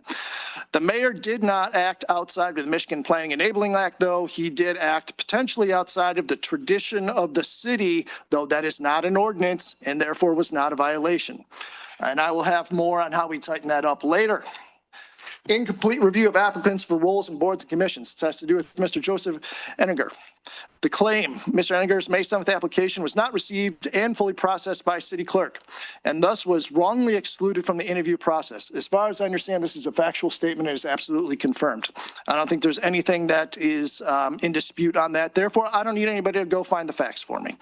My plain assessment, the prior application system and process were not robust. The stack that we had in place has been replaced. As far as I can understand, his application was not received by the clerk. The clerk has not said otherwise. Northville IT appears to confirm this with further work going on, I believe. And George, I'll ask you to speak to that at the end. The system is replaced in June of this year, and the remedy is to reset the interview and selection process for planning. So I submit that, and I think it's already actually happened, that he has the opportunity because he actually did do what he did as a resident and should have that ability to interview. And I think that actually already has been remedied. So as far as I can tell here, there is no violation of charter or law on this one. This was tied directly to the hardware stack that we had that was at best fragile and desperately needed to be replaced and was. The corrective measures were known and already implemented. Finally, appointment of Jason Turnbull to the Beautification Commission. So this was the first one in the list. The claim Jason Turnbull was inappropriately recommended and appointed to Beautification Commission by Mayor Turnbull in violation of City Ordinance Section 5.13 anti-Semitism, not nepotism, I'm sorry. Wow, totally different. So all five of us, what's important is all five of us were part of that approval, by the way. So all five of us here. The background on the Beautification Commission was that it was established and reestablished multiple times in its history. The most recent one that we know it today was established by resolution in 1982. So then we have to then consider are appointed members of a beautification commission established by resolution considered officers of the city like those appointed to planning commission and BZA? The answer is no. Generally considered advisory volunteers are not appointed officers. They do not possess legislative, administrative, or enforcement authority. They do not have the power to bind the city to contracts, sign official documents, create policy, or broadly represent the city in any real and binding capacity. Therefore, my plain assessment, Jason Turnbull's appointment to the Beautification Commission by council was and remains appropriate.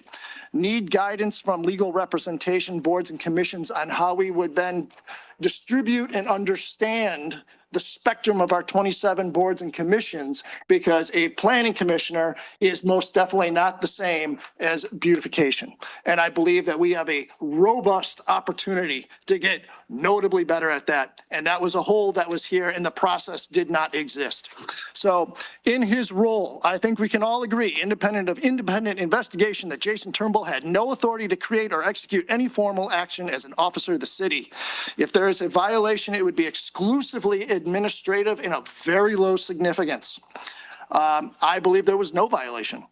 So now, pursuant to independent review, what rights do we have to look into this? What does the charter say? It is correct, section 6.9 investigations. The council or any person or committee authorized by it for the purpose shall have the power to inquire into conduct any department, office, or officer, and to make investigations as to the matters in which the municipality has interest. So yes, council does have the ability to do this. Section 410F, functions and duties. Upon its own initiative, the council may retain special legal counsel to handle any matter in which the city has interest or to assist and counsel the attorney therein. So yes, we are within our rights to do this if we were to so proceed. One thing that was, I would submit, violently missing from the discussion was the threshold of action. There is no discussion on threshold of action that occurred on July 6th. So I'm going to fill that in and put that in the record. So I'm going to put 5 tests out there and maybe we can discuss it or you can accept what they are and we can act off of that. To go into such an extraordinary action like an investigation and have no threshold is, I can't understand how that would possibly be the case. That's extraordinarily inept on my side. So it's important, as there was a comment made July 6th, that council either supports full transparency or if they don't approve this action are hiding something. This is a false choice and we all know it, with the sole purpose to create the perception and force an action. There is such a thing as a threshold. Thresholds have to be known, have to be established, and have to be clear for when it's handled internally versus externally. And none of that discussion happened. So to me, that whole discussion was invalid because there was no tests in place. So my 5 questions.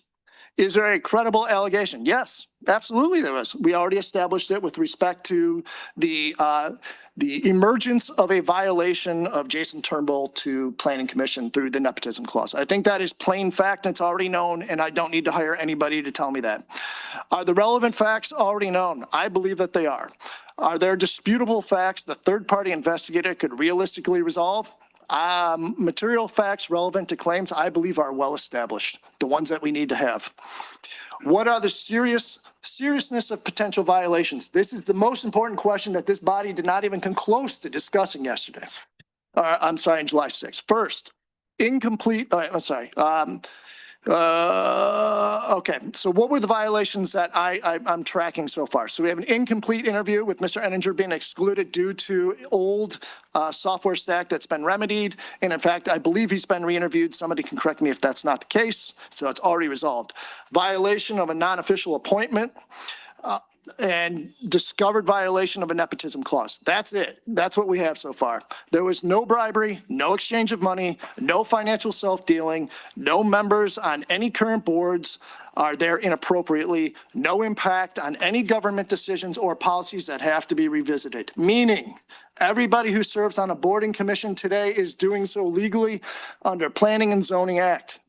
That is critical information because if that was not true, we're having a much different discussion today. Is the likely cost benefit to the taxpayer of an independent investigation commensurate with the scope of the violations? You already know the violations as far as I consider them, and I'm looking forward to somebody telling me otherwise.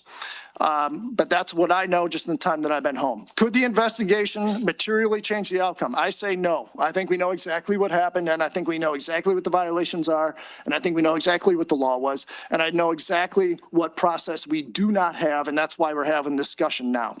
Is there a less costly method to resolve and prevent this in the future? Yes, there is, and I'm going to recommend it. And that's going to be my motion when the time comes. I have multiple recommendations and process improvements that ought to be implemented and demonstrated by city administration. Finally, does this fact pattern that we just discussed support independent review?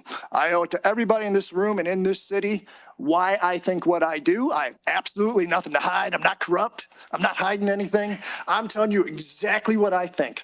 At this time, I do not believe there is a credible instance of a violation of the anti-nepotism clause. However, I do believe it was in process, and I do believe city administration did not meet the expectation to identify it early, and thankfully it was withdrawn. Otherwise, we're having a much different discussion. And I believe actions need to be taken to remedy that, and I will propose it. I also believe it is likely that recommendations for boards were made outside of council tradition, but did not violate any ordinance or state law. I believe all relationships of serving officers right now, so that's zoning, planning, HDC, other brownfield, I believe all of those people, all the relationships of serving officers relative to city officials are known, and no additional ones will be discovered. So there is no additional research to be concluded there on nepotism. I believe that no sitting board member is in violation of the anti-nepotism clause. I gotta be careful. I believe there was no contemporaneous evidence that recommendations tainted council's independent prior decision. What this means was at no time did I ever hear of the mayor attempting to push certain people for approval. That did not occur. There's no contemporaneous evidence, meaning there's no documentation that the mayor attempted to do that. The mayor made no effect to compel council action on voting, and as we've already established in state law, that is what matters. I do not believe substantive additional facts will be brought to light and that all shortcomings are internally addressable. I believe the violations led to no creation of city policy or decisions with any unlawful appointee or board. So what's the threshold? I'm going to tell you what my threshold is because I'm going to be super clear about it. The threshold bar with respect to appointments in this case, there was no impact on contracts, policy, or votes in any instance, and there are no serving officials who would compromise official city business. Had this been the case, a third-party investigation would be warranted, and I would be the first to do it, as material harm would come to city with contracts that were invalidly agreed to by people who were inappropriate officials of the city. None of that's been shown to me as being the case. Therefore, there is no violation there. I believe that is the responsibility of the city council and administration to remedy all noted shortcomings and demonstrate the robustness to the community, which is not the action of a fact-finding board. So that's where I'm at. I would like to say I will make a motion with 10 actions, but first I have a couple comments that I would expect from Tony and George. I would like to start out. Thank you. So first, I would like to talk about, you mentioned the selection process reset. After finding that we had made an error with the selection process, we did in fact try to track down what happened there. But in terms of our moving forward, we knew that someone was not properly interviewed. So I talked to the city attorney and said, how do we remedy the situation?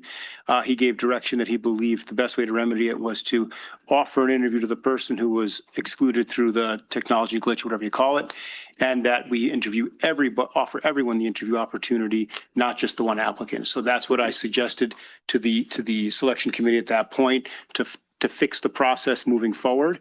I also asked the finance director, who is our liaison with IT. The city does not do our own IT. We use Northville Township for IT. I asked the finance director to inquire as to what happened with the email. So what happened with the application was an application was put in online that we were not aware of, and then an application came in person. That application came in after the deadline and was signed after the deadline. So staff believed that the person had missed the deadline. So not knowing that there was a first application. At a later date, we saw that there was a receipt provided from the website that said, it seemed to clearly indicate that the person did their part and submitted an application online by the date. So for us, we figured what's supposed to happen is that happens, there's a bounce back to the person saying a receipt, and then it goes to a select employee's email account to say you have an application. That appears not to have happened. So in addition to asking the clerk if that had happened, she reported she had not seen an email. And then we asked the IT department to go back and look at our email servers to see if an email within those date ranges ever hit the city's servers. The IT department reports back to the finance director that no emails hit our servers. So that corroborates exactly what the clerk said, is that we did not receive it. We inquired as to Civic Live was the press provider, why that happened. We have not gotten an answer yet. I don't know if we will, because they are no longer our provider. As completely unrelated to this, as everyone knows, we switched websites as of a week and a half ago, 2 weeks ago, and the portal will be through a new provider. And part of the suggestion to council and to staff is that staff will eventually, when the system is up and running and now, test this on a somewhat intermittent basis to make sure we're putting test emails through to see if it's actually working in a proper way. On to the issue of the facts. I think that the staff should have caught the selection committee error. We should be doing pre-screening. And when I say staff, that's a nice way of saying that I'm inevitably responsible for all the functions of staff. So that's my responsibility, and I take that responsibility. And our view now is how do we fix it moving forward? And that's with a very competent policy, which I asked staff to prepare.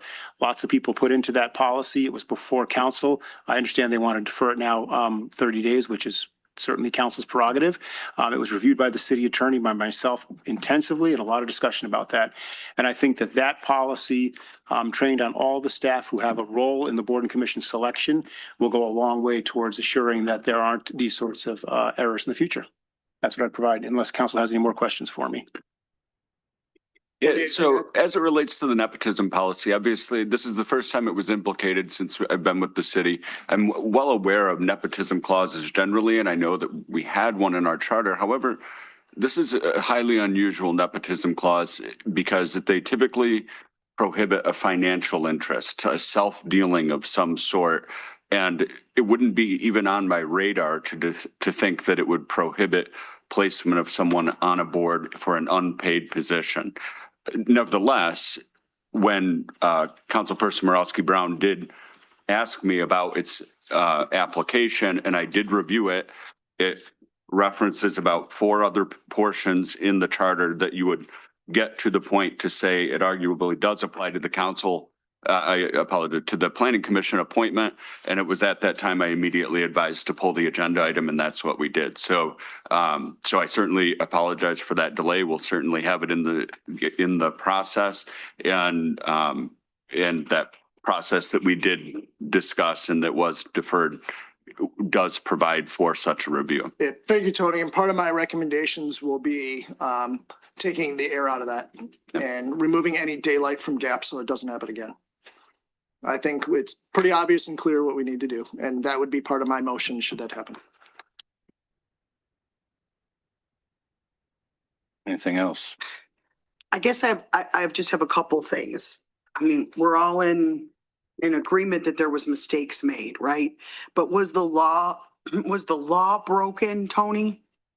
Yeah, I can say, well, first of all, I agree with the entire analysis by Councilperson Krenz, and it is absolutely clear no state law was broken, the charter was not violated, and all of the people currently sitting are doing so lawfully and consistent with the applicable ordinance that accounts and allows for their appointments on our boards and commissions. Okay. And then as far as like moving around, so we have the mayor and John, Mayor Pro Tem, excuse me, John, are on the selection committee. For them, if let's say Mayor Turnbull, there's the corruption was so bad that we had to get the mayor off of a committee like that. He gets the final say, correct? No matter who serves on these committees. In the circumstance of the Planning Commission, that is correct. Under the Planning Enabling Act, which is a Michigan state law, it is the recommendation of the mayor with confirmation of council, and the city charter or any city ordinance could not supersede that. Okay. And when we can all agree that our application, I mean, the application was attached to our information, and it's bad. Like, it's not a great application. So we all are in agreement with that needs to be fixed. And then, I mean, as long as I know no laws are broken, I'm good for a minute. I'm good. All right. So a lot has been said, and I've honestly been disappointed by some of the unfounded accusations. I believe in transparency, and I will gladly share every meeting that I participated in and my thoughts on the entire process. I apologize if this gets a little lengthy. A few conversations. On April the 26th, Councilperson Morosky Brown and I met to discuss the transition process. We met for close to 4 hours. During that time, I asked if there was a documented process. I was told that there was not, but that she shared significant frustration over the current process or the existing process. She also said she was working with the clerk to find the process. As I referenced earlier tonight, I then followed up with the city manager and city attorney for any documentation related to board and selections process. I was told that it was their understanding that it would change from council to council, and there was nothing documented that council had ever previously approved. I then confirmed with the city attorney the timing for transition to selections. I was told that during the November meeting of last year, we had said after the second meeting in June. On June 5th, I emailed the city clerk, the mayor, the city manager, and Councilmember Morosky Brown and stated that I'd received confirmation that the transition should take place after the second meeting in June, and asked if there's any actions in preparation for this change. Councilmember Morosky Brown sent a detailed response noting that she was still working with the clerk to document the process, and there could not be a transition. We could not transition the role until the end of this cycle of appointments. I wanted to be respectful of the process and therefore agreed to wait until everyone was ready. At the time we discussed end of cycle, we both assumed that it would be end of the month, July 1st. Councilmember Morosky Brown and I spoke then on June 17th, 21st, and 23rd. During those conversations, we discussed Planning Commission and BZA interview process. Both of us agreed that one of us should participate in the interviews. During one of those discussions, I informed her that the mayor's son was one of the candidates for Planning Commission. I expressed that I would be comfortable with either of us participating in those interviews, but did note that I would be out of town from June 24th to July 3rd. Councilmember Morosky Brown informed me at that time she was also going to be out of town through the end of the month. On July 1st, I received the audio recordings from the Planning Commission interviews. I listened to each of the recordings late into the evening local time, and I sent the mayor and several city staff members my thoughts on selections. On July 2nd, I received an email and a text message from Andrew Daly expressing concerns over the appointments. This included concerns over the mayor's son and a lack of an interview for Joe Enger.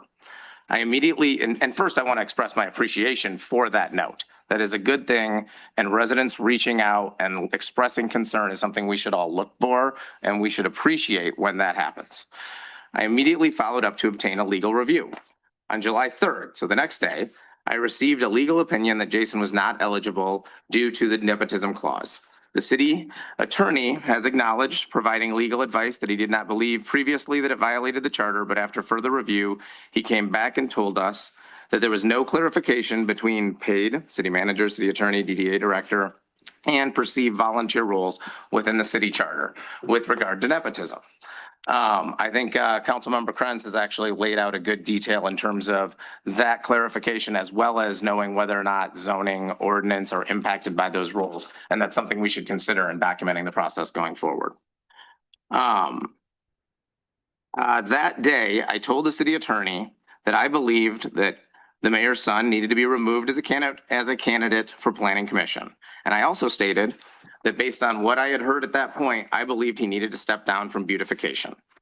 Andrew has countered that, has provided a counter argument to that today. But at the time, we believed that all committees and commissions were treated the same within the city charter, and therefore his appointment to beautification likely was incorrect. This gap and confusion only further highlights why we need a documented process. So here we are. Mistakes were made. As I said 2 weeks ago, that is without a doubt. But what were those mistakes and what are the associated damages?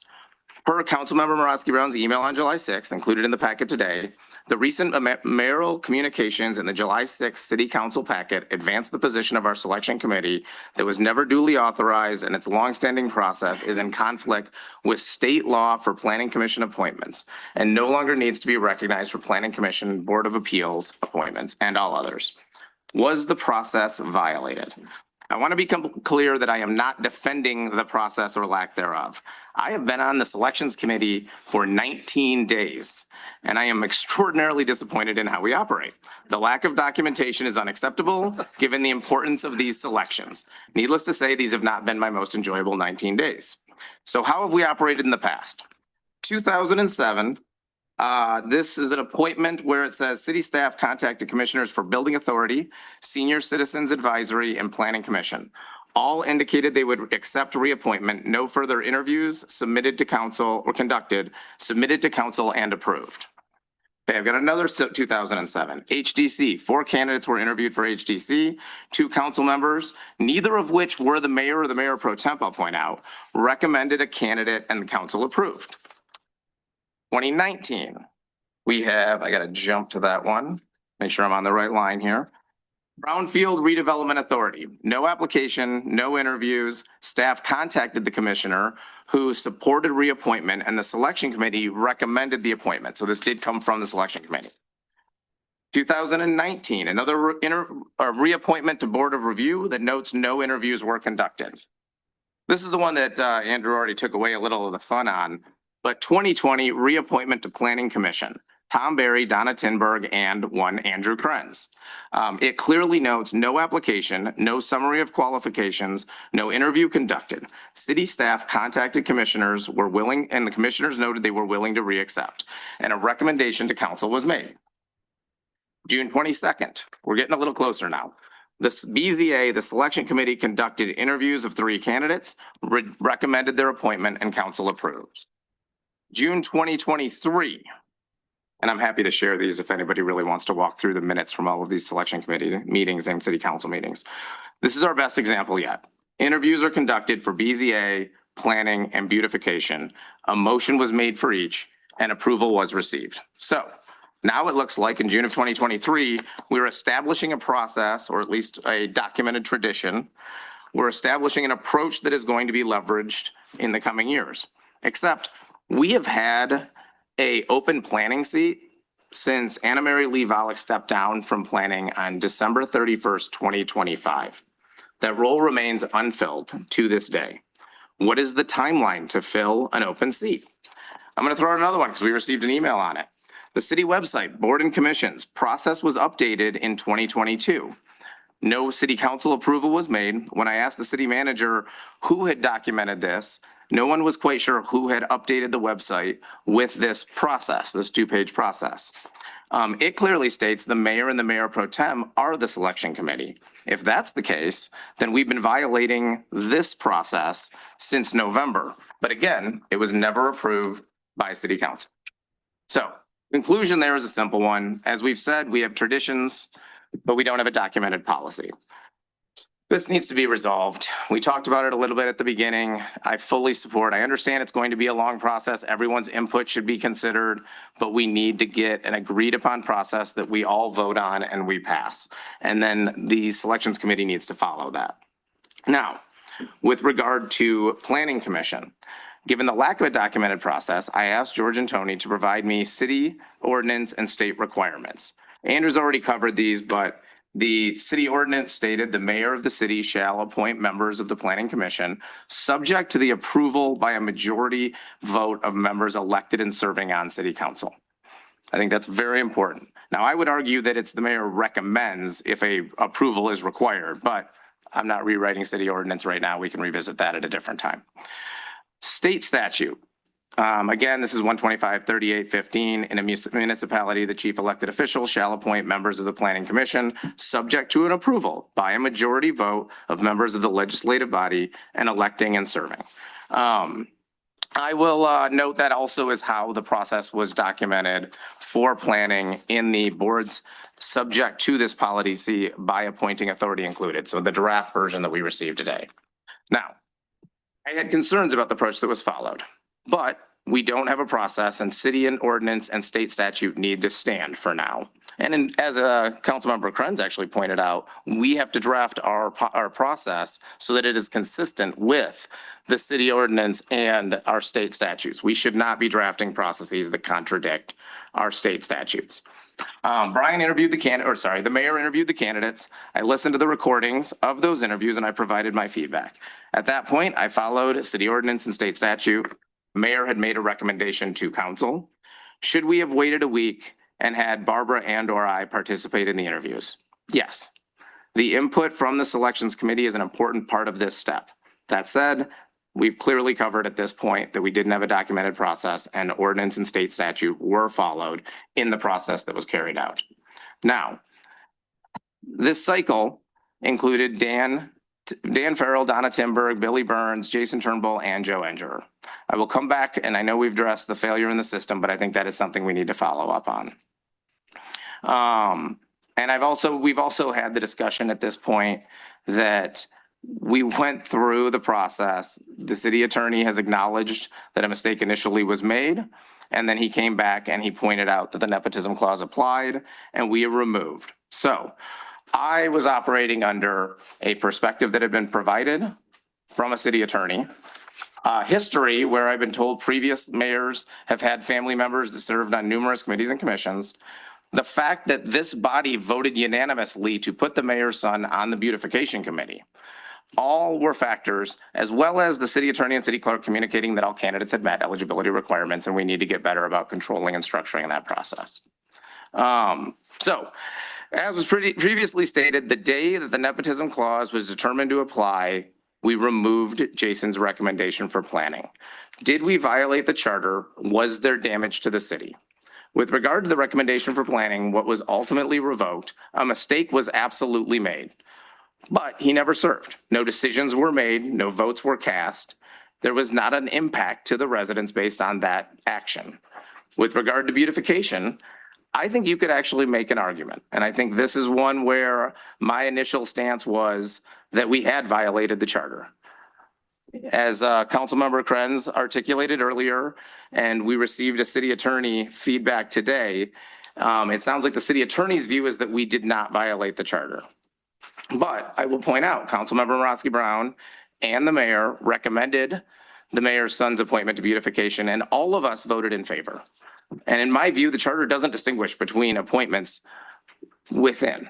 Now, I understand that we could talk about ordinances and bylaws, and we've touched on that earlier today.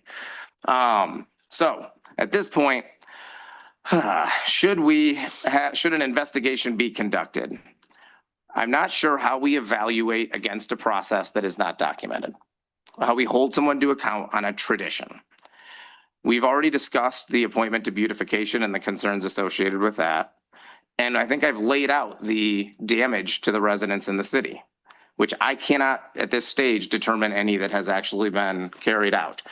Jason did pick some weeds, and it's debatable of whether he was allowed to do that. So what would an investigation reveal? A lack of a process. Yep.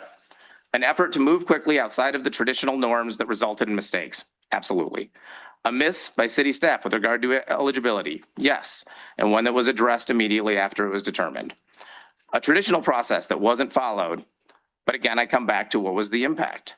I can't justify spending taxpayer money, and I'm not going to just say the $50,000 or $20,000, but also start to think about the amount of city staff and time that would be taken up. If we estimate that out, if you say 100 hours for the city manager, city attorney, city clerk, and planner, you're probably looking at somewhere close to $200, 100 hours times 4, $80,000 in salaries and fees on top of whatever we're paying for an external body. So that has to have a justification. If there is a violation of the charter, we absolutely should do it. If we believe there has been a negative impact, we absolutely should do an investigation. But that case has not been made to me at this point. So what comes next? Formally documented a process that we all agree to. I know I am just repeating this over and over again, but it is frustrating that we are referring to traditions and actions and an inconsistent process that has changed from committee to committee. And it's got to be one that's aligned with city ordinance, state statute, and it's approved by this body. An improved application process that requires disclosure of potential conflicts of interest, whether they be business interests that someone would need to recuse themselves or a family member. We need interviews that are conducted timely with consistent and thoughtful questions that are consistent across all candidates and that allow us to put the best people on our boards and commissions. And my personal opinion here is we also need a publicly released report on why we lost an application, all details behind that, and just as important, how that is being prevented from occurring again. No one is saying that this process worked. It clearly did not. Mistakes were made, lessons learned. But this is an opportunity for us to get it right, to improve our board and selections process for years to come. Community engagement is one of our biggest strengths, and we have to treat that with respect, and we have to treat it in a formal process that encourages participation. Thank you. Anybody else? Yes. So a lot to unpack. I want to just briefly respond to Andrew and say I agree with you that it is really unfortunate that I wasn't able to get memos out until like the day before or today. Remember, I don't get this information and I'm seeing them there that are like, what the heck is in this packet? So I'm reacting to the packet. So yes, as you stated, I want to see it 3 days in advance, but that's an unrealistic thing when we're not even getting it till about 3 days in advance. Does that make sense? Then we address it in the following. But I had to address for this packet also, based on what I observed in the packet, both the July 6th and today's, I don't just go fly by the seat of my pants. I had to do work. I had to listen to things. I had to look back at records to make sure my recollections were correct. So that takes time. So I did it as quickly as I could, given the time frame that I had. And also for the July 6th, as many of us were, that was the 4th of July weekend on top of everything else. So what I had to do really took an inordinate amount of time, which I felt obliged to do it. But I just want to say it wasn't because I wasn't working on it and waited till the last minute. Given the time frame I had to work with, it's the best I could do, and to have something that I brought to you that thought was professionally constructed. So on that. So in terms of what was in the July 6th packet or what, what I submitted for your consideration related to that and the background, as also less so, but for today, dealing with different items. Beginning June 16th, I raised the flag to keep city council in the loop on what was going on with this appointment cycle in terms of it being untimely. And my worry at that point was because we weren't serving our boards and commissions that needed to know about members for expiring terms, if you recall that. And I went into detail and I provided the information in those emails. Following that, I also shared other emails with council that were also updates on the experiences I was having and references to things that occurred before. So when you're seeing some things in these packet, for me, when you're getting those communications, for most of what's in there, it's not the first time you've necessarily heard about it or read about it. Some of the things I chose not to because I was replying to a confidential communication that related to our city attorney. So it's not, I don't look at that as a public document, but they are something that you've had at your disposal to read. One item that I want to speak to, because I can't speak to every one of these, but I will go back to what I requested on July 6th, is we should not be judge and jury of what facts come before us for balancing from the dais. And I've heard that today reasonably. It's a human reaction.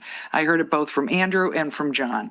And I'm not saying you aren't being thoughtful. All I'm saying is in each of your recollections of what occurred, in terms of our conversations or going, back to the different documents and what I've put in there, just so you understood. I wasn't just saying we need an impartial review. I had basis and had been working within the system internally to try to do a check to make sure we didn't go off course. That wasn't working. And so I had to then begin alerting you all to what was going on. John has been privy to other things that have occurred as well that I've shared with him. I am prepared to provide all of the facts I know them in terms of communications. Those would primarily be in emails, email communications, and also, in documents attached thereof, as well as from a sequence of standpoint, also conversations that were related to that in between where there was follow-up. But we shouldn't do fact finding from here. I mean, we could be going on for hours. And I would want to be also prepared, like, well, yeah, but what about this, when this occurred? But related to the process, and we're going to go back. I know you said Diana Massa, you haven't found anything so far. And I, because I'm attending to these things, I have not been able to go beyond the 2005, 6, 7, and 8 minutes. But as John printed them out, I have the minutes from that period too. And there's really interesting discussions in there about the process or when they pulled someone and they were concerned and trying to address things. And as I had mentioned before, there were 3 council members.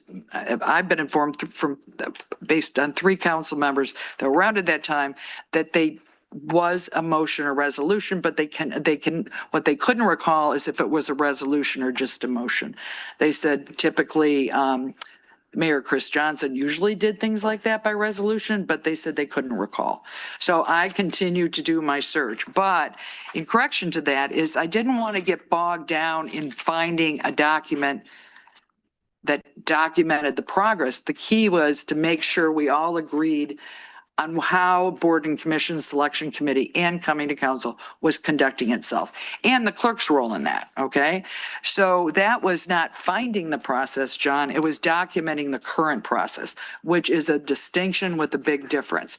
Because we don't need to, because then if we document the current process, it can be brought to council and we can talk through it and make changes, right? Which is council's prerogative.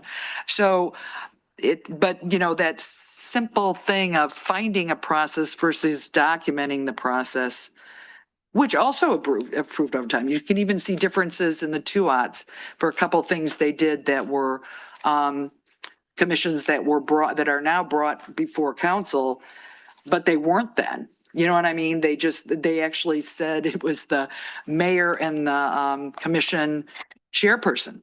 Well, actually, that was advisory committees. So, I think we can look at it and we can streamline the process. We can make sure everybody's on the same page. We can make sure, I have been asking for that since January. And I did offer to do a first draft for the clerk, and the clerk said, no, let me do the first draft.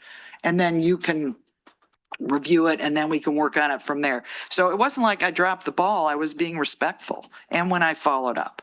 So just to get that out of the way, in terms of that, there was a bit of an inference that you said they, and I don't know who they is. I'm the one that independently on my own brought that before to council's attention and requesting an impartial review on July 6th. Something about I think Andrew used the term pressure from community and they. I just want to know that I'm not part of a they. This is something that I had to really be thoughtful on my own and how do I want to proceed with this?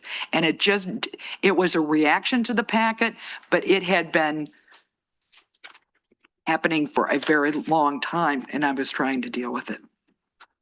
But I do want to go back to, I believe the facts need to be not from the dais, which are selective. And it's just, you can't speak to everything, right? So it's selective and also it doesn't require, well, this actually occurred or it occurred in this way. And there's a nuance that is substantive and that can't happen here. So that's why I'm not going to go through every bullet point like, well, Andrew said this and Judge said, but it gives you the context that we should not have be doing fact finding from the dais.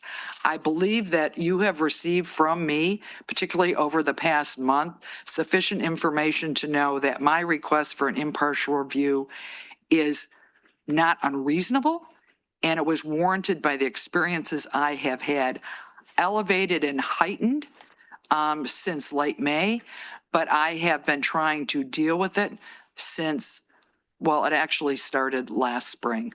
So this is not new, it's just hair on fire, right, with where we're at on this. It does require an impartial review that is involving fact-finding, that requests are made to persons that inquiring, were you involved in any of these, whatever the bulleted agreed scope is, and then those persons replying. That's the gathering, the fact-finding, and then the fact-finding team, which is impartial, overseen by an attorney, is the one that puts together that in a report. They're not making a decision. They're bringing all the information together for us to have it in front of us and discuss it and the implications of that. And what are the lessons learned and how can we move forward positively? And I believe this does go to integrity in having this impartial review so that there is all the fact finding, because I am not, I think last time it was mentioned that that this was theater. It is not theater. I wish I didn't have to do this. I didn't have to do it on July 6th. I also wish I hadn't been dealing with it all the month of June. But I did not make the decision to request an impartial review lightly, and I continue to believe it is very, very necessary. Thank you. Any other comments on this? Can I ask a question? To Barbara, to find what will satisfy this itch, not to make it? I think, well, I'm going to put this broadly because we don't want to do fact finding from here. And my memo very clearly spelled out, my memo, the communication to council on July 6th. Let's not, I think maybe you used the word corruption. Have you ever seen that in anything I wrote? Nope. No, but that term was used today. I made no allegation, but there are things that have occurred that go to reasonable worries about undue pressure. Just to be particular, a mayor asserting authority that he does not have. And that just needs to be, let's give it a hug and take a look at it. And how do we move forward in understanding our lanes? What our roles and responsibilities are, what the limits on our authorities are as well. So does that help? Yeah, I mean, would that be, yes, it does, but would that be something that would require an investigation? You have to understand, for someone like me, and I think Andrew, who aren't directly on that committee, and I just can't see, it's not the money, because again, we do spend money. And so for me, it's more like, is that does the crime fit the punishment? Does the crime, I'm not sure. I need. Well, an impartial review, stand back and it's independent. So I know one of our persons that made public comment mentioned that they were with the Inspector General's office. I can't, which agency was it? Can't remember. Air Force. Yeah, it was Air Force. So I mentioned my background. The Government Accountability Office, which is, they don't call it an IG, but it's the IG over all the IGs that reports directly to Congress. So I understand impartial means if you're involved, and plus, by the way, impartial means I'm providing the fact-finding information. I'm not involved in that review. Well, I was gonna So say. it needs to be that the information's gathered and pulled together in a summary form by someone that's impartial. If that fact-finding in and of itself and pulling that information together is done by someone in city administration, that their conduct was involved with this, or anybody on the dais whose conduct was involved in that, that's not impartial. You can't be non-biased. They're involved in it. So this takes that out and it's impartial. And again, that's about integrity and transparency in doing the review. Yeah. So you have a motion. If it's seconded, we'll vote. You said you had there's- something maybe. There's one, can I just mention one amendment? So Your there's motion. one, and I'll bring it up again because I had suggested it last time. Bullet item it's item number 3, the omission of a timely planning commission application. If you recall, I had requested that be removed last time because I was satisfied with the response that George had at that time. But John thought we should leave it in till we had more information. I'm again comfortable taking that out because I'm satisfied that it was a glitch in technology. And also, and it just happens, it was a heavy vacation week. When that person came into the clerk's office, the clerk wasn't there. She was on vacation, just like we were, right? So it had to be given to somebody who was another city staff person. So that wasn't communicated in the same way in terms of what was provided print, so there's all that kind of stuff. So I was satisfied then and I'm satisfied now. Hopefully, we'll keep, George mentioned that people are going to do some tests on that, to make sure they're all coming timely. But I think it's haphazard because clearly most of them get through, but we just don't know which ones are inadvertently not getting through. So I'm fine taking 3 off. I don't know if council's comfortable with that. Anything else, George, for you to add or anything else? I'm fine taking it off. You asked to keep it on. I'm comfortable removing Okay. it. All right, so we're moving item 3.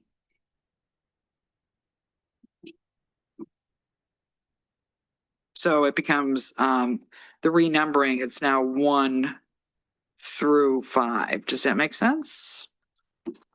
I worry that if we talk through this like civilly with each other as a group long enough, that all of these will be taken away. And I don't mean to be, I'm as transparent as you're going to get. I'm trying to not be so transparent right now, but I wish we could just say what we mean and mean what we say. And I wish we got public comment, but I just can't imagine going through all this when there's just no process to, I would be embarrassed to give this to an investigator and say, they're gonna say, well, where were you trying to go with this? There can still be things that Oh, little might be viewed as improper. Brian That is, drove us crazy by saying that Jason should be allowed to be on planning. I mean, those are things, that's why you vote or don't vote for people. If you think they're unethical or you don't like the way they act, or I don't know. This is gonna be a tough one for me. And I think I appreciate all the work everyone has done though. So just before we vote, I want to say that. So if you have a motion, if it's seconded, we'll vote. Would you like to, you have the motion? Motion's on the table, right? Got it? So is there anybody to second that motion? If not, there's no vote for this motion. So we will do what you were just saying, looking at anything to add. No. Okay. We will look at the next, we still have to do our business for today. You know, we haven't done business for today yet. We will look at the second meeting in August. You're going to do a robust activity. Should we take a quick 5-minute break because we're start. So if you're here for, I think we can. I think we can barrel through. These are pretty quick. yeah. So new business, Chief, are you up here? 30 to 35, 35 to 30. You are I up. can't remember what the order New is. business 7A is consideration of improved traffic control, slowing the speed limit on South Center Street from 35 to 30. Chief, I believe this is yours, is it not? Yep. I know, you thought we already did the business. This is the business. Don't take it. Go right ahead. No, don't take it personal.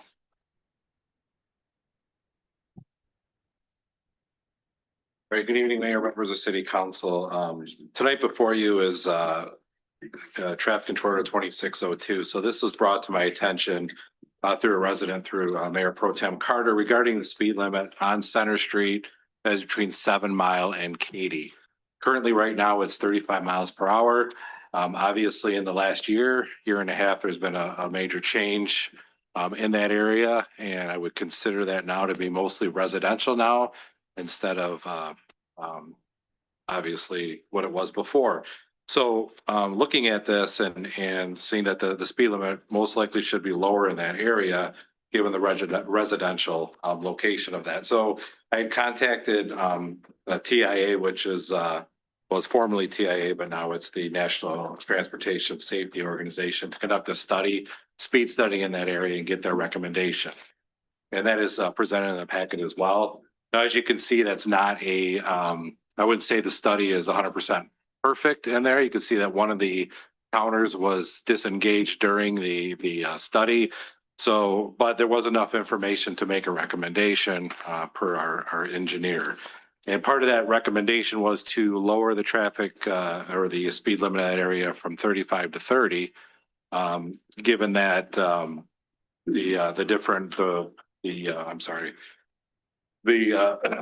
cars that were counted in that area, the speed, and also given that area, the way it is constructed currently at this time, the engineer does believe that moving forward, once everything is completed, lines are painted, the traffic or the crossing island at Fairbrook is all put into place.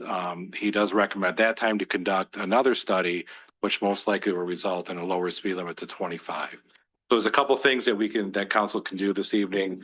We could take their recommendation and lower the speed limit to 30 from 35, with the caveat that we will conduct another study here in a couple months once there's more completion of the roadway, the crossing island, and some of the residential housing as well, and see where that goes. Or we table this for now and then wait until we have that completion. Maybe it'd be this winter or in the spring next year, conduct another study. My recommendation would be to move forward with the engineer's recommendation to lower the speed limit to 30 at this time. And then we revisit that later. So at least we are getting the speed limit down in that area. So from my standpoint, it has become more residential. Yes. It has come to a 30 or 25 area. It wasn't before on the edge. Absolutely. I would support going from a 35 I can tell you I to was 30 shocked and that- then we will keep. I really look at thought that. 25 is definitely what the speed limit should be in there, given Right. the residential area. And it will be after that's all Yes. built out, That's- but And so- this is the first phase of your recommendation. it seems. Others from. Yeah, I just wanted to note, so this actually came from Coffee with Council. Julie was here earlier tonight. She had to take off. I guess we were all having too much fun. But I really appreciate her bringing this forward. And it just recognizes that our community is evolving. And so that used to be a parking lot / farmer's market across from the Downs. And I agree it's residential at this point. I argued for 25. The chief held up a study and that's hard to fight against. But I do think once we have the pedestrian crossing there as well as the median, that it's going to further change the flow. And so I think that will eventually be 25. And I look forward to that discussion. But for now, I fully support adjusting it to 30, as do the residents. And I appreciate Julie and all our neighbors for bringing this forward and continuing the conversation. Absolutely. Anything else? I'm okay with 25 only because eventually we know it's going to get there. Sure. But I've been informed by a respectable member of the policing authority that it is best for a community to always stay with their traffic study. Yeah, I know it. For Yeah, the traffic liability, ticketing, defense, et cetera. So there are reasonable arguments that I should stand down on my 25. Good. Others? I've nothing to Barbara? No, I thank you. And this shows the value of coffees with council. And I think we recently had a communication from a teenager who now resides along there too, was in our packet before. So I thank you for moving forward with this. I support the 30 mile an hour. I think it's prudent not to go right to 25 based on, as John mentioned and what is in your report. So I thank you for moving forward on this and we'll reassess, it'll be reassessed once Right. things are, Once it gets. I was going to say things are, Backs up to traffic 25. patterns are back to normal, Yeah. but I'm not sure, does that ever happen? No. Okay. Not right now. Hopefully soon though. Okay. So, We will. So hang on. yeah. Any public comment, come right up. Come up. This is the public comment time. Full name and address. Hi, Paula Hebert, 411 Horton. I support the traffic engineering study for this action.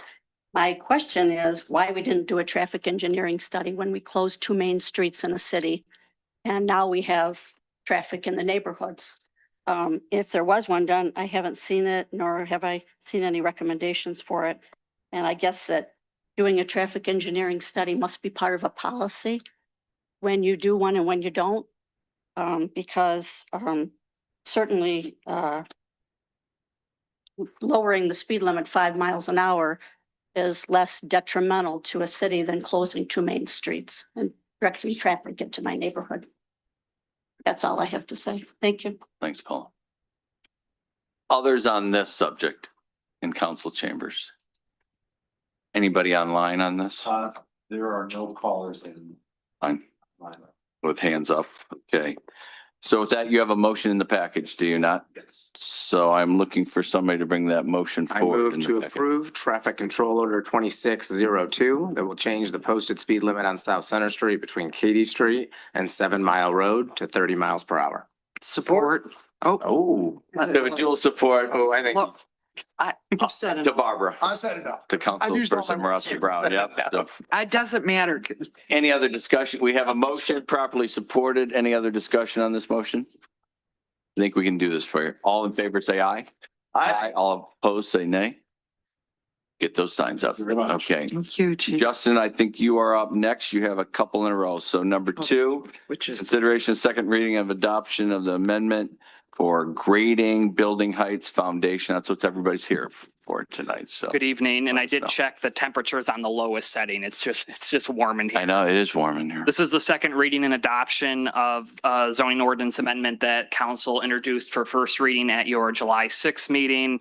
This is coming out of the zoning ordinance palooza at the planning commission, residential building height, grading and foundation standards. I'm not going to go through the ordinance again unless you have any questions. There have been no changes since the first reading. There is a motion in your packet to adopt adopt the We ordinance. had discussion at that time. Justin, is it substantially what it was in the last planning commission when it was approved? It's the same. Okay. It is. And there's been no feedback? We have not received any public comment, Since the first time you were here. other than public comment saying that they were supportive of the ordinance. Understood. Good. Hopefully we can address some issues. We will. Hang on. Is there any comments from the public on this? Any comments online? Any hand raisers? Nobody can. Okay.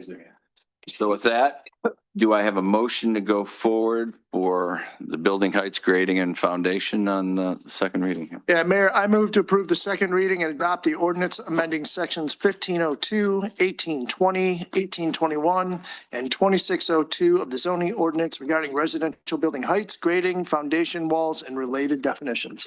Great. So we have a motion. Do we have support for that motion? Support. Support from Councilperson Carter. Any other discussion on this? I think we can do this for you too. All in favor, say aye. Aye. All opposed, say nay. Okay, you're still on. You have consideration for the reading and adoption of amendment for yard definitions. This was also introduced for first reading at your July 6th meeting. Since that time, we did make one clarification to the side yard definition to clarify that a side yard setback applies across the full depth of the lot, not only within the area defined as a side yard. So that was just a comment that came, question for the public. We addressed it. It was a good question. It was actually something that one of the planning commissioners brought up when it discussed at the planning commission. Other than that, there have been no changes since the first reading. There's a motion in your packet to move ahead for adoption. Great. Any questions for Justin on this one? Now, this addressed the corner lots and placement of structures and setbacks and the unique condition where the side yard can be the backyard and Right. dual side yards. So No changes since we had the discussion before. That's good.